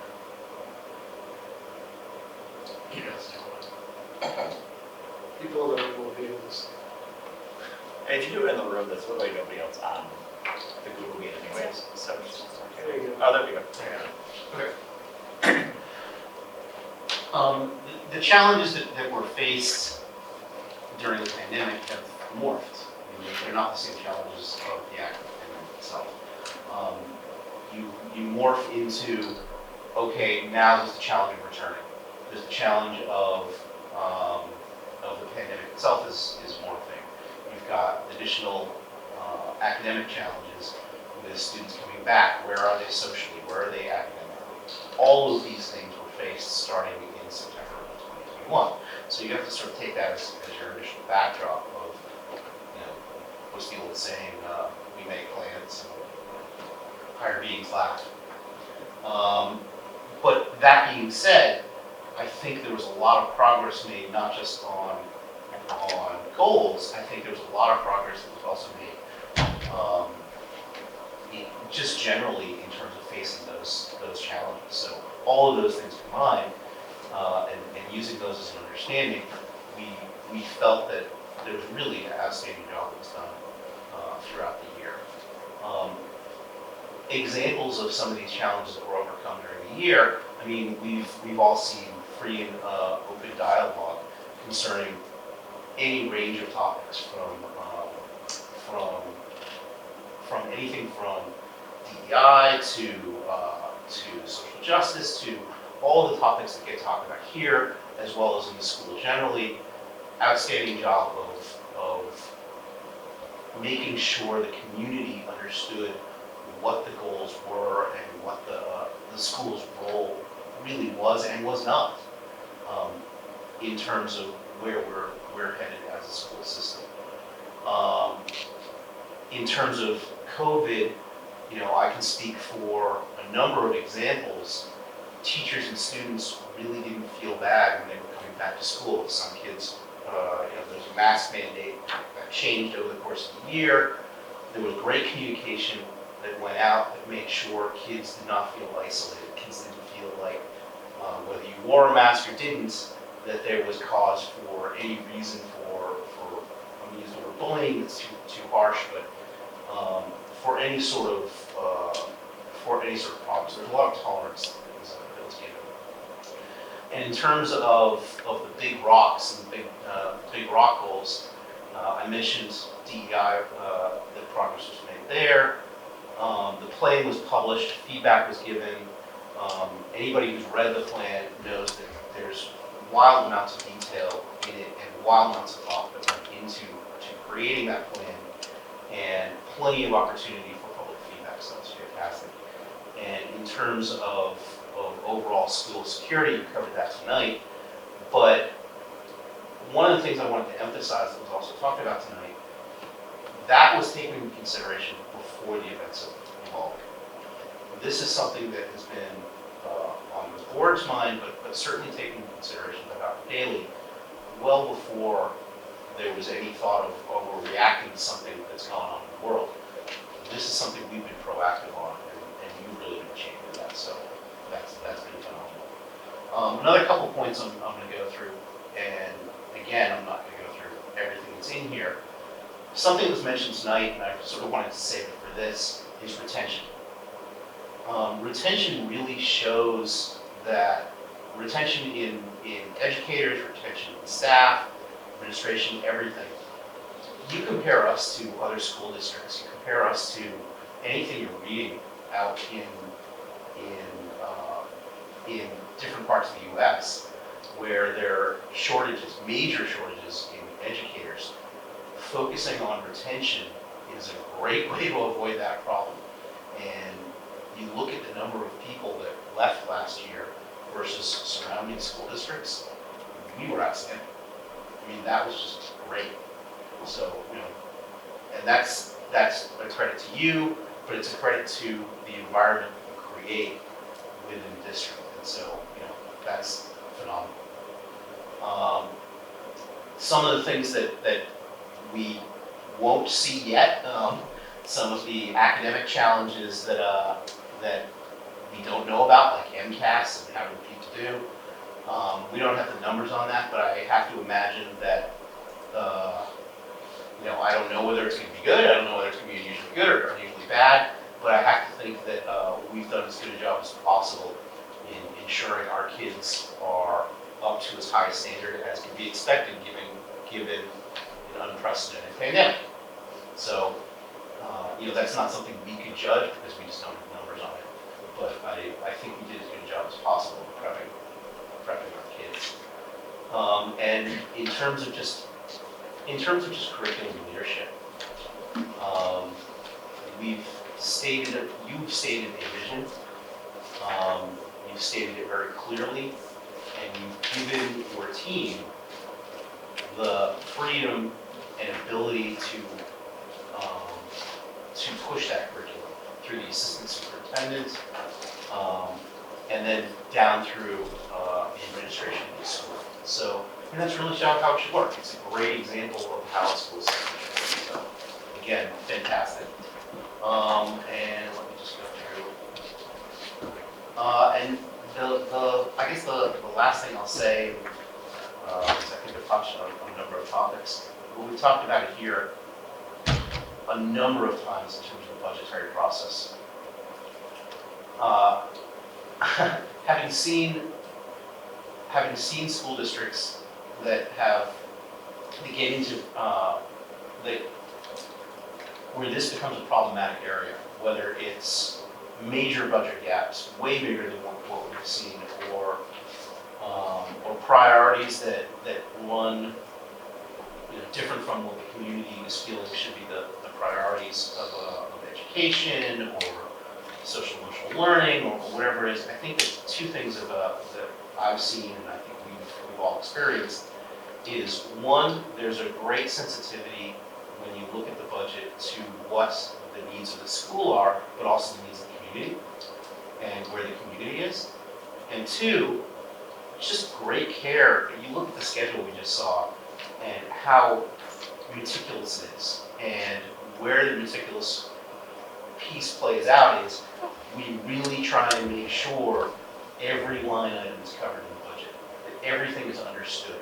And if there are shortfalls, everybody knows about it. And gaps are understood, priorities are well understood, and we do our best to get grants, we do our best to get the revenue in, but it's really great communication.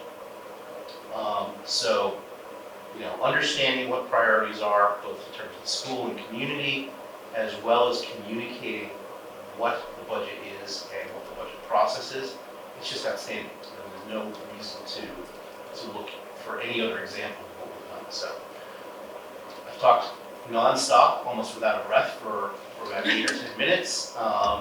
So why don't I pause here and say there's obviously a lot more in here, but that we think, again, we end with how I started, that in every area it's meet or exceeds expectations, and we're all very happy with that performance. Thank you. Questions? Okay, comments, thoughts from other committee members want to jump in? Good job, Jeff. Richard? Well, I was going, so a couple weeks ago, I dialed into a MASC learning lunch on succession planning for superintendents, which I thought was very interesting. They had some great thoughts on that. I never did get the presentation email, but I'm sure I can dig it up. But hearing part of succession planning starts not at the position of superintendent, but at the, if you will, for lack of a better expression, the bottom of the organization chart. And from what we heard tonight, that is well underway, and that kind of retention, that kind of promoting from within is a great example of the way things should be done, and I thought was a good sort of explanation point to some of the things that are in here as well. So. That's a great way to track retention. So I'll jump in and just say thank you, Dr. Daly. You've done an excellent job. I think your performance is also seen through the other people that come to our committee. Michael, Mr. Colleen, Cynthia Conan, all the people that you oversee. I think that you've done an excellent job dealing with big issues that have come up. I think you've often wanted to call together the community to speak about whether it's school safety, DEI, or even, asking somebody to call together to talk about 6th grade math when there were a lot of concerns about that. I think you've always been excellent with that. The only discussion we had amongst ourselves was whether to give you exemplary or met goals and everything. And so I will just say I have complete faith in you running this district. I hope we don't have to worry about a succession plan for many, many years. I really, have nothing negative to say, or I wish. Usually when I do reviews, I like to try to give you some areas to improve on. Don't really have any of those, honestly, so, I have complete faith in your leadership of this district, and appreciate you being here, so. Yes, go ahead. I think Jeff touched upon it, and he really did a great job summarizing that, so thank you.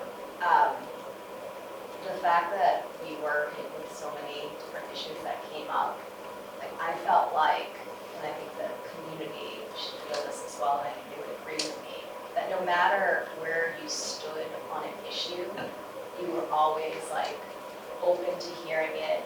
The lack of bias was just so needed, I think, in times like this and even before. And it was impressive to watch. It didn't matter, it wasn't about any, you see some leaders that just, they have their personal opinions, and they just stand on them and they're up on their pedestal and nothing else really matters. But that isn't the case here. And I think that we are very lucky to have a leader like you that is open-minded to everyone's feedback, and always, willing to listen for however long. And even when it comes at you 100 times, just being able to address it, in a proper way. And it was honestly really impressive, and I think the districts and the community is lucky to have you. I don't think anyone would have envied you in the past 18 months. Yeah. What you walked into, and cool and steady under pressure. I appreciate that. And by the way, what was your start date? January 2020. It's oh my goodness. Yeah. So I really appreciate the feedback. I have plenty of areas of improvement Mr. Buckley said, we know what they are. I think you said it very well, though. So much of what's reflected in what you said tonight is in the team, starting with Michael, obviously. That meticulous budget is all him. And Sean, Colleen, as my assistant superintendent for teaching and learning, Cindy Cohen, Dan Downs, the central office team, my 5 principals, and really our entire leadership team. We presented at the opening day with our new staff last week, and we just go around the room and talk about the longevity, how long we've been here. Sean's been here over 20 years. Aging, Kathy, Chris Mullen, Glenn McKay, just go around the room, everyone. And then I had everybody, just to hit me as I was sitting there, I said, how many of you were in another position in this district prior? There were 7 of us. So, I mean, I'm not downplaying how important it is to look outside and bring in new blood, because that's important too. But just to think about the growth opportunities that we have and the turnover, like I've said a few times, I have friends that work in the district, they've had 7 superintendents in 5 years, those kind of numbers. And just to have consistent leadership allows us to achieve our goals in a lot of ways. And so I think that's always so promising. So we are a team. We do everything together. The school safety piece, working closely with the chief of police, the director, the board of health, the town administrator, the fire chief. We met multiple times a week sometimes for the last 2 years, which has only strengthened our bonds and our relationships to then address things like getting back to haunted playground food safety or school safety and those other pieces too. So it's really been great, and I appreciate the feedback.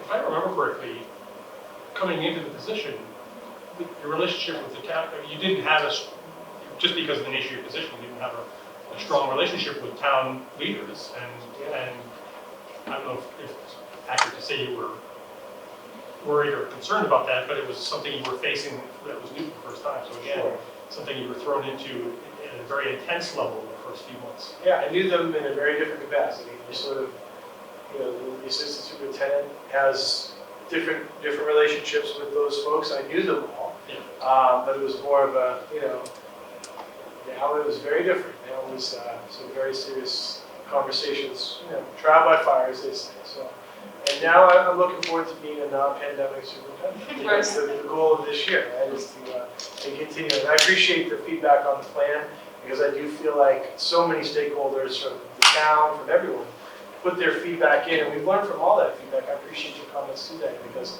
even some of the folks that have really had issues with what we did, whether it's books or text, we've learned from all that, and we can always make improvements. And that's what I try to do, is find, I try to listen, I try to find, all right, what part of this can we adjust to, and what part of this do we have a response to? That's how we operate. So we'll continue to operate that way. And student voice and community voice is a huge part of our plan across all 3 areas that we're going to continue to grow and develop. So, thank you. Good leaders build great teams, so it's in part or in whole built by you, so. I inherited a good ship too from John and from Kathy, so I should say. I don't know if we ever get the chance to evaluate Michael, but it's so impressive. Talk about a good tight ship. Yeah. Can you come take care of my whole situation? The number of times that there's never a question. Like I'll get an email from the Department of Ed, make sure this is it. And I just ask Cynthia, I ask Michael, I ask Sean. It's already done 2 weeks ago, all set. It's very efficient. But we communicate constantly. I mean, we're every day we're having formal and informal meetings to keep those conversations going. And it's not like that everywhere. And I realize that sometimes when I talk to others, we definitely have a very good system. It's a struggle for any business, not just schools, right? Communication. Yeah. It's the thing that's in our control. It's the thing everybody struggles with most of it. So it's great. I think Michael knows I try to stuff him if I can, like, what about this number or whatever? He always knows the It's all answer. right there. But I'll try to find something in that budget book. But So now you know you should play with it. yeah, he's done that for a couple of years, I think. Mr. Freeman, are my goals for next year approved? Is that? Yes. We'll move forward with those. Yeah. We don't need to vote to accept those or anything. No, please. If we do, I'll make a motion. But those will be laid out for next year.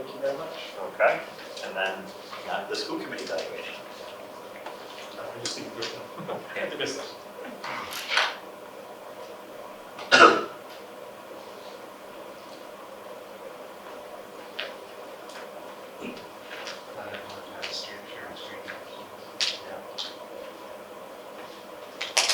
They double checked in my laptop, two things you missed over, I skipped over. Yeah. That's right, yeah.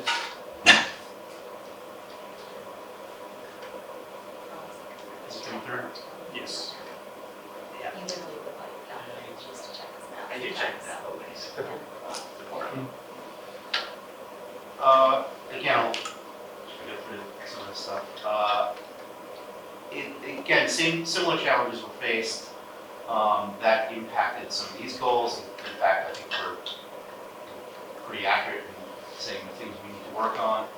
But similar challenges were faced. I mean, you deal with the school system as it exists, not you want it to be in terms of the outside environment.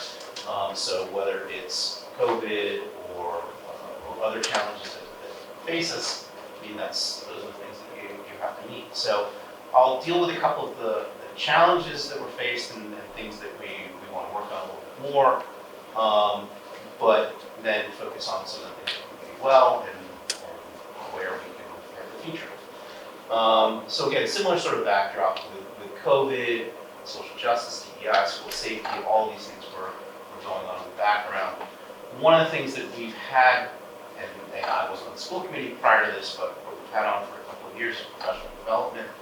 Professional development, we fully acknowledge, is something that has taken a little bit of a backseat to some of the other challenges that we face. It's something we want to improve on. It's considered an opportunity for improvement, if you will. But that is something where we've set goals and we've knowingly said, okay, that takes a little bit of a backseat as other time concerns are faced with other issues that come up. So that's something where we want to work a little bit harder on. Some of the areas where I think we have improved, we've done well / improved on, is we've done a great job of working with other boards and other members of the municipal government. I mean, it's, in order to come up with a budgetary process, in order to come up with an understanding of what our slice of the pie is going to be, I think our board members have done a great job of working collaboratively with other groups, whether it's finance, whether it's select committee, whether it's any other group. I think we've done a great job there, and I think we need to continue doing that in order to be successful. So that sort of collaboration is great, but also needs to continue moving forward.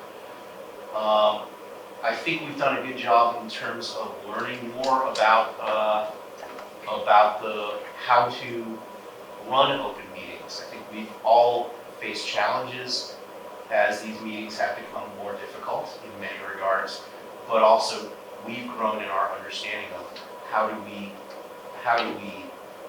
appropriately engage with the community in a fair way, in a way that allows people to be heard, and really open for anybody to be heard, but also in a way that doesn't so dominate these meetings that nothing else gets done. So it's really a balance and a way for us to make sure voices are heard, that they're heard fairly, that they're heard equally, but also in a way that doesn't prohibit other business from being done and from other voices from being heard. So I think that's been something that's been learned, but that's good. That means we're growing as the need sees. So in terms of working with Dr. Daly and supporting the initiatives of Dr. Daly, I think we've done a good job of being supportive in a couple of regards. I think we've been vocal in our support of Dr. Daly, as just been seen, but also in terms of supporting the 2025 plan in terms of budget. And again, we saw that as an example tonight in terms of we're making sure there's alignment between the plan, the budget, and how the board actually looks at all of this together. So I think we've done a good job with it, and I think we've done a good job of supporting the schools, supporting the school system, but also looking at it holistically in that support. I think that there's, it goes back again to, I'll mention retention again. In understanding retention, there's also a piece of it, it wasn't specifically in the last year, but in making sure that our staff is really appreciated from a contractual perspective too. The example of this in the last year was the cafeteria staff. We made sure that there was a compensation adjustment and that was a seamless process. The previous teacher contract was also a fairly easy process. So again, I was not here for that, but in everything I've heard, read, and even read through the contract, I mean, really, I think it was a good process because there's great communication between these teams, but also an appreciation for the work that everybody's doing. That's something that's just a great example of everybody working together, good communication, but also good appreciation for the staff that's here. So I think, again, that's going to have to continue. You're only as good as your next contract, so we're going to have to keep working together to make sure that that stays on track. Doesn't mean every contract has the same amount of revenue behind it or the same money behind it, but it means you do the best you can with what you've got to appreciate the people you have. And I think that's something we've done a very good job with. And the other thing, and this is, it's a piece that we all enjoy and we all like, but there's really an importance to it.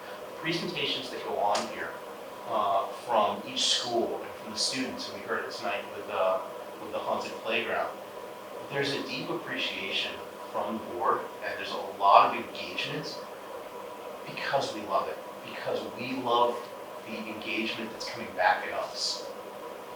To us, that is one of the highlights of every meeting because we not only learn about what people are doing, but we love seeing how excited they are. And to us, engaging with that, with the community, with the schools in that way, and making sure they understand that we appreciate it and that we think it's fantastic. I think everybody here asks great questions, is thoroughly interested in the presentations that go on, and wants to in any way help with whatever is being presented. I think it's phenomenal. So if I had to pick out one thing, it's not something just that we love it, it's that everybody here is engaged with every presentation that goes on, and they make a point of making sure that people here that are presented know that, and they feel that presence. And so to me, that is really great. So if I have to give my applause to this group, that would be the biggest thing I would say. It seems like a small thing, but it's actually really big to every person who's presented here. So great work. So if I had to say that's my 10-cent summary, that would be it. Excellent job. Give it to the new guy, I think you're going to have it for a while. It's almost like you went to law school. It's almost like I do evaluation of professionals. I want to jump in for just a minute or two. And so first I want to just say the one thing I really appreciate about this group is we get along well together.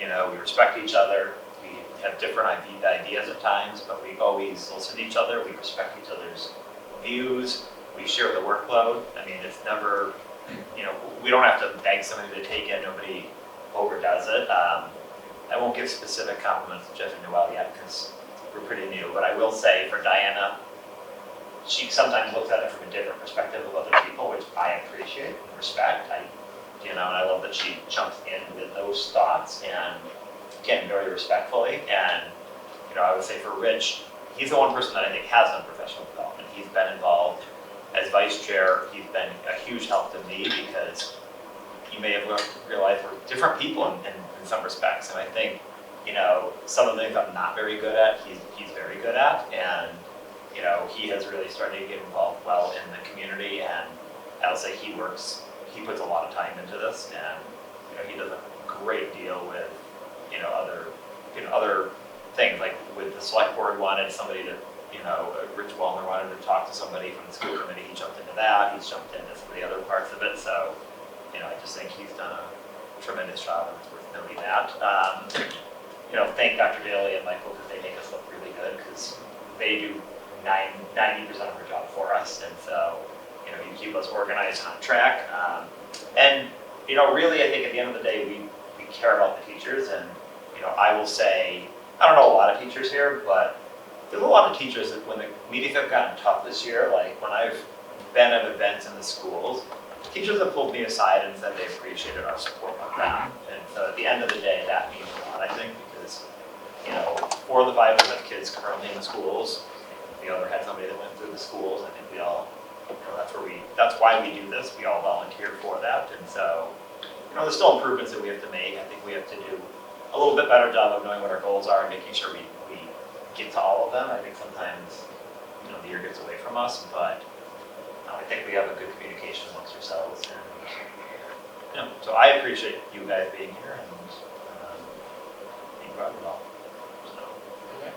I just want to piggyback off of what Jeff was talking about in terms of the way the meetings have developed over the last year, a year and a half, and that's those meetings can be very hard to manage. And I think Scott, I think you deserve a lot of credit for the way you handle those meetings. You kept your cool for the most part, which can be difficult when we're being accused of things that are kind of crazy, and just still allowed people to have their voices and advocating to make sure that people continue to be allowed as long as in the system that we're currently operating under. So I think you deserve all the credit for that. Sure. I was going to say the same thing, but to add to that, what Jeff was articulating related to that, like just in terms of management and even getting more well-versed on how to make sure we do this appropriately, 99% of that was you. So we really can't do it. So thank you. We've all been in unison on how to respond to these things, and so that's a key thing. Naturally, oddly enough, we never really said that we're going to just happen. Yep, we have to stay together, and that's what we've done. And I think we started exactly the right way. Yeah. Well, thank you very much, you guys, and thank you, Jeff and Noel, for putting this together and handling the evaluations. Okay, moving on. Routine matters, minutes. Who leads us in minutes now? Diana. Yes. I move to approve the executive session meeting minutes for July 25th, 2022 as written. Second? Okay, any comments, anything on? In favor? Aye. Opposed? Unanimous? I move to approve the regular meeting minutes for July 25th, 2022 as written. Second? Okay, anything off on this one? Did you say open session? Open No, session, July open session. 25th. Okay, all those in favor? Aye. Opposed? Unanimous? That's it. Budget update, Mr. Connell? Yes, thank you. So this evening, I do have the final FY22 budget update to provide, to give, which is a happy report, as was in your packet. And I just want to note too, I just emailed an updated version of that. I don't know if you're on your North Reading email. I think not all of it kind of made its way into the packet when it was sent. So if there's a couple pages that were missing, I just wanted to, sorry about that. I think it was printed two-sided, I scanned it out. Yeah. Sorry. So, but fiscal year 22 did close out certainly well. We were able to use some areas of savings or some surplus in some of the expense accounts, like professional development costs and utility costs. There was some money in supplies and materials, as well as in some of the personnel accounts for teachers, paraprofessionals, to really do some things at the end of the year that like we've been able to do over the last few years that I think has put us into some really good financial standing at the end of fiscal year 23. Like the revolving accounts, certainly in good standing. We talked about the bus revolving account earlier, and because of having some of this extra funding because of in most cases, because of the COVID money that's been out there, and there's extra grants, and federal grants out there, it's enabled us to do more materials, in some cases professional development in these grants, and that has saved some funding in the general fund. We were able to pay May and June's transportation bill out of the general fund, which helps that revolving account, as well as we were able to significantly exceed our special education prepayments, which we have done over a number of years to help us kind of hedge that volatility that exists and keep us in good financial standing. And I'm happy to report that we were able to do that again this year. So we are entering fiscal 23 in good standing. I also included in the packet, if you were able to pull up the email version, the PDF version, some additional information about the COVID-19 relief funding and the different sources of federal grants and FEMA money and CARES Act money that we've had at our disposal over the last 2.5 years as we enter fiscal year 23. So I thought there was some good information. It was interesting the way the timeline has worked and how we utilize that money, and been able to really leverage as much of that money as possible to do a lot of hiring and PPE and everything that we've had to do, and technology is a big part of that, and equipment upgrades and so forth. It's a good kind of history timeline that kind of walks through how we spent that money beginning of fiscal year 21 as we enter fiscal 23. And as you can see, with all the different sources, we're over $2.5 million of this money directly flowing to certainly the schools through these federal and state sources that we've been able to utilize. But as you can see, and to note that, I think the other important visual of that report and chart is that we are approaching, it is coming to an end. So, the money that's available in terms of the timeline is coming to an end. So we do need to, we have been anticipating that, and I think we've planned for that and forecasted for that, but certainly as we enter budget conversations in fiscal 23 and into 24 and talk about some of these positions that have been in the ESSER grant, for example, will be part of those conversations, as you can see. But overall, I'm pleased with how we've leveraged this money, how we've saved in different areas during this time, and how we've chosen to close out the fiscal year and do certain things that have put us in really good standing. At the end of the year, we're $371.97, and that will close in the general fund. You should get paid about $80. Yeah. So, let's make sure we make a point of that. Hey, we were over $700. So that was the fiscal year 22 budget update. I'll anticipate having the first update in fiscal year 23 by the end of September, or maybe the beginning of October. But there's a couple of supplemental reports about student activities and gifts. Is there any questions on the year end for it? I'm turning to this. Okay, great. So the student activity quarter 4 report,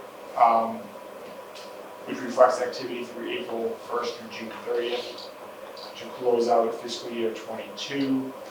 As you recall, we do present these on a quarterly basis as we certify our balances. This is consistent with our student activity policies and manuals.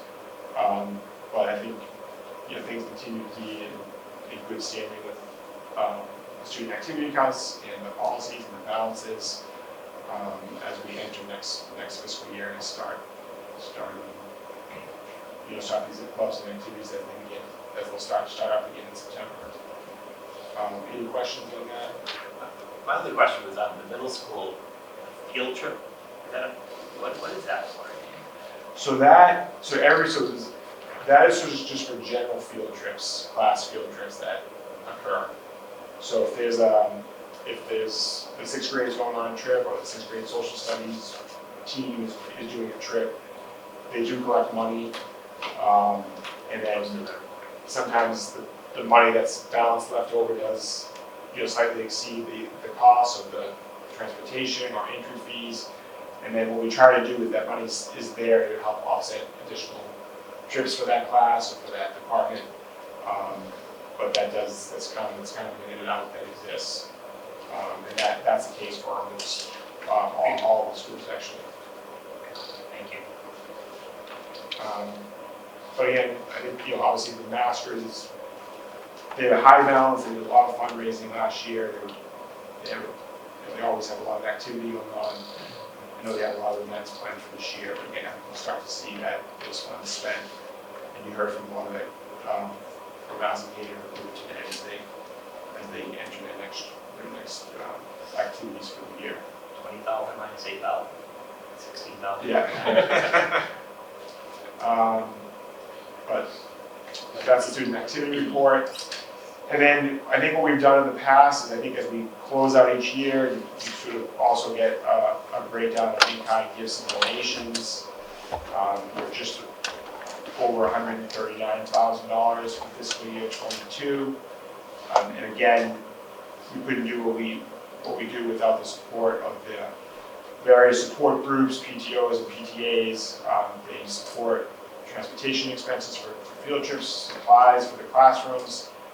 As you can notice on the list, technology, equipment, drama and musical production expenses, athletic field upgrades, facility upgrades. So there's just a variety of groups as well as activities that this funding helps support.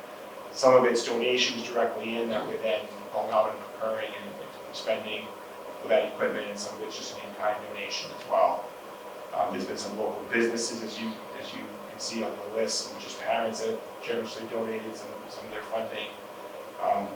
But we've been between 140, in some cases $200,000 a year, averaging that for a number of years now. So it's just a pretty impressive list. And I wanted to present that with you at the end of the year. Any questions? I have a question. On the MASC listserv recently, there's been a topic of approving grants has been front and center. I don't think that's something we have done. We're always being made aware of grants, but I'm wondering if the topic is not only grants but donations, and I know we started doing the donations more as a way of acknowledging thanks to the community, or the folks donating rather than to meet a requirement, but it feels like that's a requirement as well. I'm wondering if we haven't been, and I don't think we have, if we should be approving each grant as it's awarded, and, just from an oversight standpoint. Right. And I think you make us known about them because we want to, we want to celebrate them. Yeah, it's a good point. So I know certainly it's a requirement, it's been that way according to the gift statute in chapter 44, section 53, that does require the school committee approve all in-kind gifts and donations to the district and get deposited through the town treasurer for that purpose. So I think our process has been pretty solid in terms of the gift donation piece. You can see by the list of donations in the memo tonight. I can look further into the grants. I know some, and I recently noticed that Simply Point came to me and said one of the grants that is requiring a chair signature, which I don't think that we did in the past. So maybe they're trying to tighten that up and look at school being more involved in the annual approval of some of these grants, because the majority of the grants we get are sort of entitlement grants. They're there. We sort of anticipate what that amount's going to be, and we have to kind of go out and apply for those every year and kind of follow that procedure. But they're there available to us. So we could present an overview. I mean, I think I'm familiar with some of what the discussion's been, and so it's more of a, what is the school committee's role, obviously, in determining budgets and how funds are spent. Are grants included in that? And I would say, I think they are, insofar as, do you approve and trust that we are doing things? I can say with our entitlement grants, they're not very high. I mean, some of these districts are talking about millions and millions of dollars in Title I. We're getting 67, 70,000, right? So most of our grants are, we run a Title I, just very quickly, middle school, hood school, and middle school, we run a mathematics support program. We have a data coordinator to help out at all 5 schools. Title IIA is essentially almost entirely our mentor program, and supporting our new teachers and our mentors. We do Title III through multiple districts, so we don't get our own grant, but we do that through SEAM, and that helps support professional development for our ESL teachers, and also some professional development for teachers who are students in their classrooms. Title IV, it can be used for multiple purposes. We use that for software specifically, it's only $10,000. Software for our performing arts department. We use that for some technology and support, and also some data consultation around how we're using our data. So those grants, but then we've also got some special education grants. I think with the ESSER grants and things like that, we brought those forward. For sure. Yeah, So it's more the entitlement grants, so we can do, I know that was very informal, but I can do more of a formal presentation. There's some of it's in the budget book, actually. Yeah. It kind of walks through. Yeah, I think the stuff that's in the budget book is probably okay. The other part of it is things you apply for throughout the year. Yeah, so that does happen, and there's been a lot more of that over the last 2 years. It's probably what's sparking this conversation. Yeah. And with the state looking at it, or. Yeah, I think anything in the budget book, we're approving the budget in Because, general, and that's part of it. Okay. There's just been a lot more available out there that we can go and be more aggressive with, be competitive with. in terms of- So I don't know if the approach, which is you should be approving each grant, even little ones that we apply for, is right or not. And I'm certainly not worried about our oversight. We need to cross the T there, that's probably should be able to do. The concern I have with that is just the turnaround times are so limited sometimes, that if we have to try to schedule a meeting before we can submit, we might not get it. Oh, not before you submit it. You can do it after, I think you can do it after. you Just submit sort of a Yeah. information. it. Taking this in, yes, we approve if you're taking the money in. Yeah, it's like, Yeah, that's not, we can do that. Yeah, and it would be, I would think also, because we do apply for grants and we then don't qualify for them. So I feel like you don't, I'd I rather think do the it, point is hey, we when the just- money's coming in. So financial literacy, for example, we received a financial literacy grant. I think I did talk about that, but Yeah. if we want to get into the specifics of the amount and how it's usually being used. I think some of that discussion was about the transparency of some of it, and Yeah. I'm guessing it also could be a little bit in, because we have a finance planning team that creates a budget with the town. I think some of it also could be, just reading between the lines, I thought maybe there could be some districts where there's this battle back and forth, and some of the grant money might be not as transparent, and they're trying to get funding, and they're not sharing some of the other information that's out there. So I'm guessing that might be where some of it's coming from, but I think it's a good point, if we get the money and it's really in the Yeah. budget. I mean, we can definitely, maybe through a budget update. I Or know just you a do a lot- bits of yeah, you donation, do a lot of stuff. Just along, yeah. Administrative report. If you get a special grant, some put the approval letter in, so forth. We can do bids and donations, we can. send Yeah, it can be along the Yeah, same that's line true. of bids and donations. Yeah. It's just an- Rich likes reading. I like to dominate as much airtime as I can. Says I. Speaking of this, Speaking of, is that where we're Okay, moving on, bids and donations, there we go. Or any other staffing updates, or? I shared that. Yeah. starting the list for next year, for the end of next year. I move that the school committee vote to accept with gratitude a donation in the amount of $626.13 from the E. Ethel Little Elementary School PTO for the purchase of art wish list supplies. Okay. Questions? All those in favor? Aye. Opposed? Unanimous? I move that the school committee vote to accept with gratitude a donation in the amount of $995.64 from the E. Ethel Little Elementary School PTO for the purchase of Lapsonic personal headphones. Okay. Questions? All those in favor? Aye. Opposed? Unanimous? And I move that the school committee vote to accept with gratitude a donation of $5,000 from the Reading Cooperative Bank to help fund the stadium scoreboard project for the high school. And they had a nice letter, you guys included a nice letter in the packet from the foundation, from the Reading Charitable Foundation, expressing their support. So that was nice. Okay. Questions? All those in favor? Aye. Opposed? Unanimous? Okay. Moving on, subcommittee update. Planning team met. Did you an update? We did meet, and We talked about, give me a keyword hint. Warrant articles. Well, that's right, warrant articles and then a little bit of the septic. Nothing too forward-looking. Very much. I sort of said before. I think the only thing to point out was the timeline of the septic. Some things were delayed a little bit. They're trying to hold a special town meeting probably in November, where there will be a vote on whether to approve the septic project. So, Possibly just acknowledge, I think we've mentioned it before, but we did receive 2 earmark grants. One was for technology and one was for, it was reported as 2 special education resources. With the rising cost of cars that we've all seen, it's a little bit short of 1. But we certainly appreciate Senator Tara and Representative Jones and having support our district for those. and actually Dr. Daly pointed out in the finance planning meeting that there are some things with CIPC that got approved that won't, there might be some adjustments at the next town meeting, and he did suggest maybe that additional amount that we need to get that special education van be included, which they seem open to. And did you look at anything else afterwards that? We did meet, and I'm not sure we have anything else on this.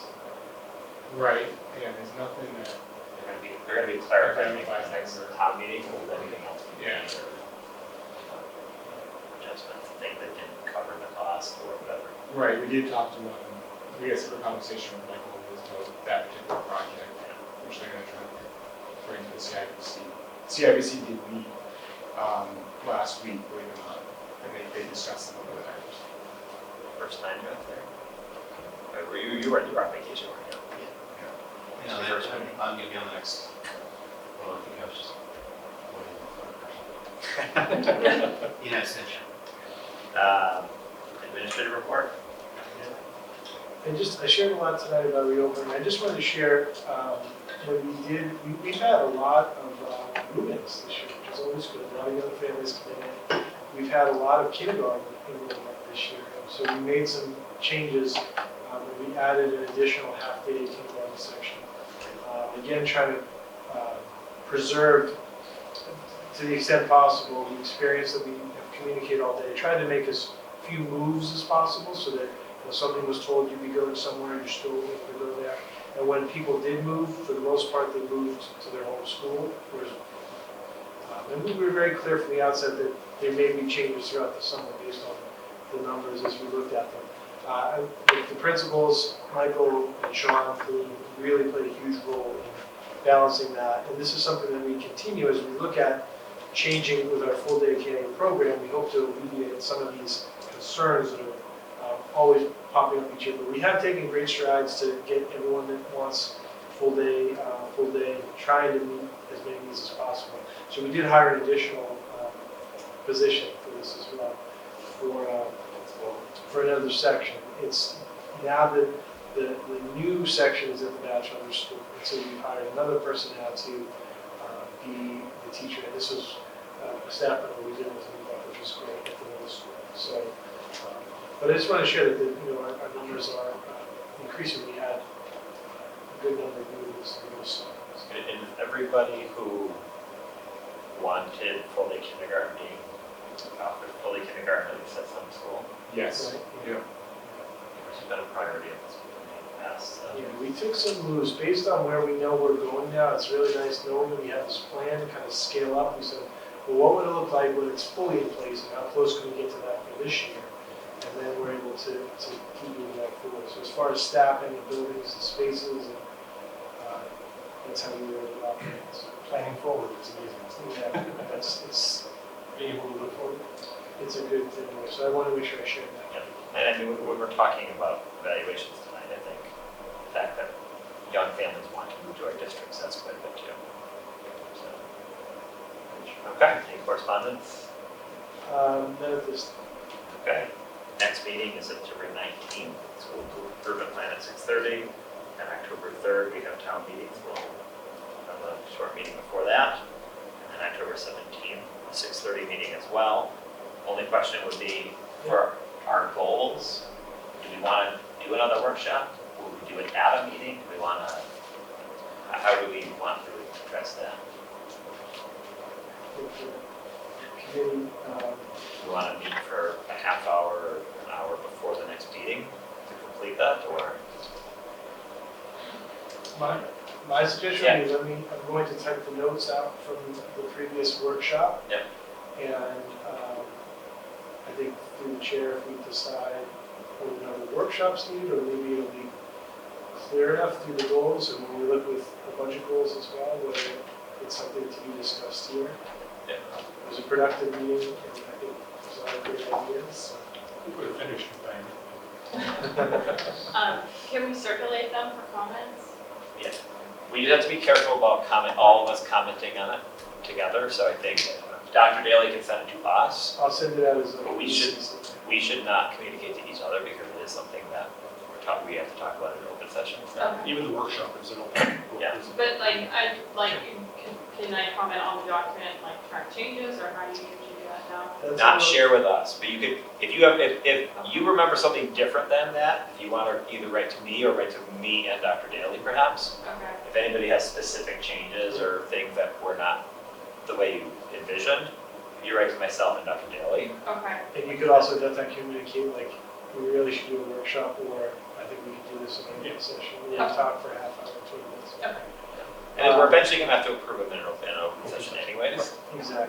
but, we wanna just, and again, not open session, we have to approve them in a meeting. This was an open session this afternoon as well, but, it's just easier sometimes to be able to have a screen that we can type on, and I think the technology is just easier in the conference room to do a workshop like that.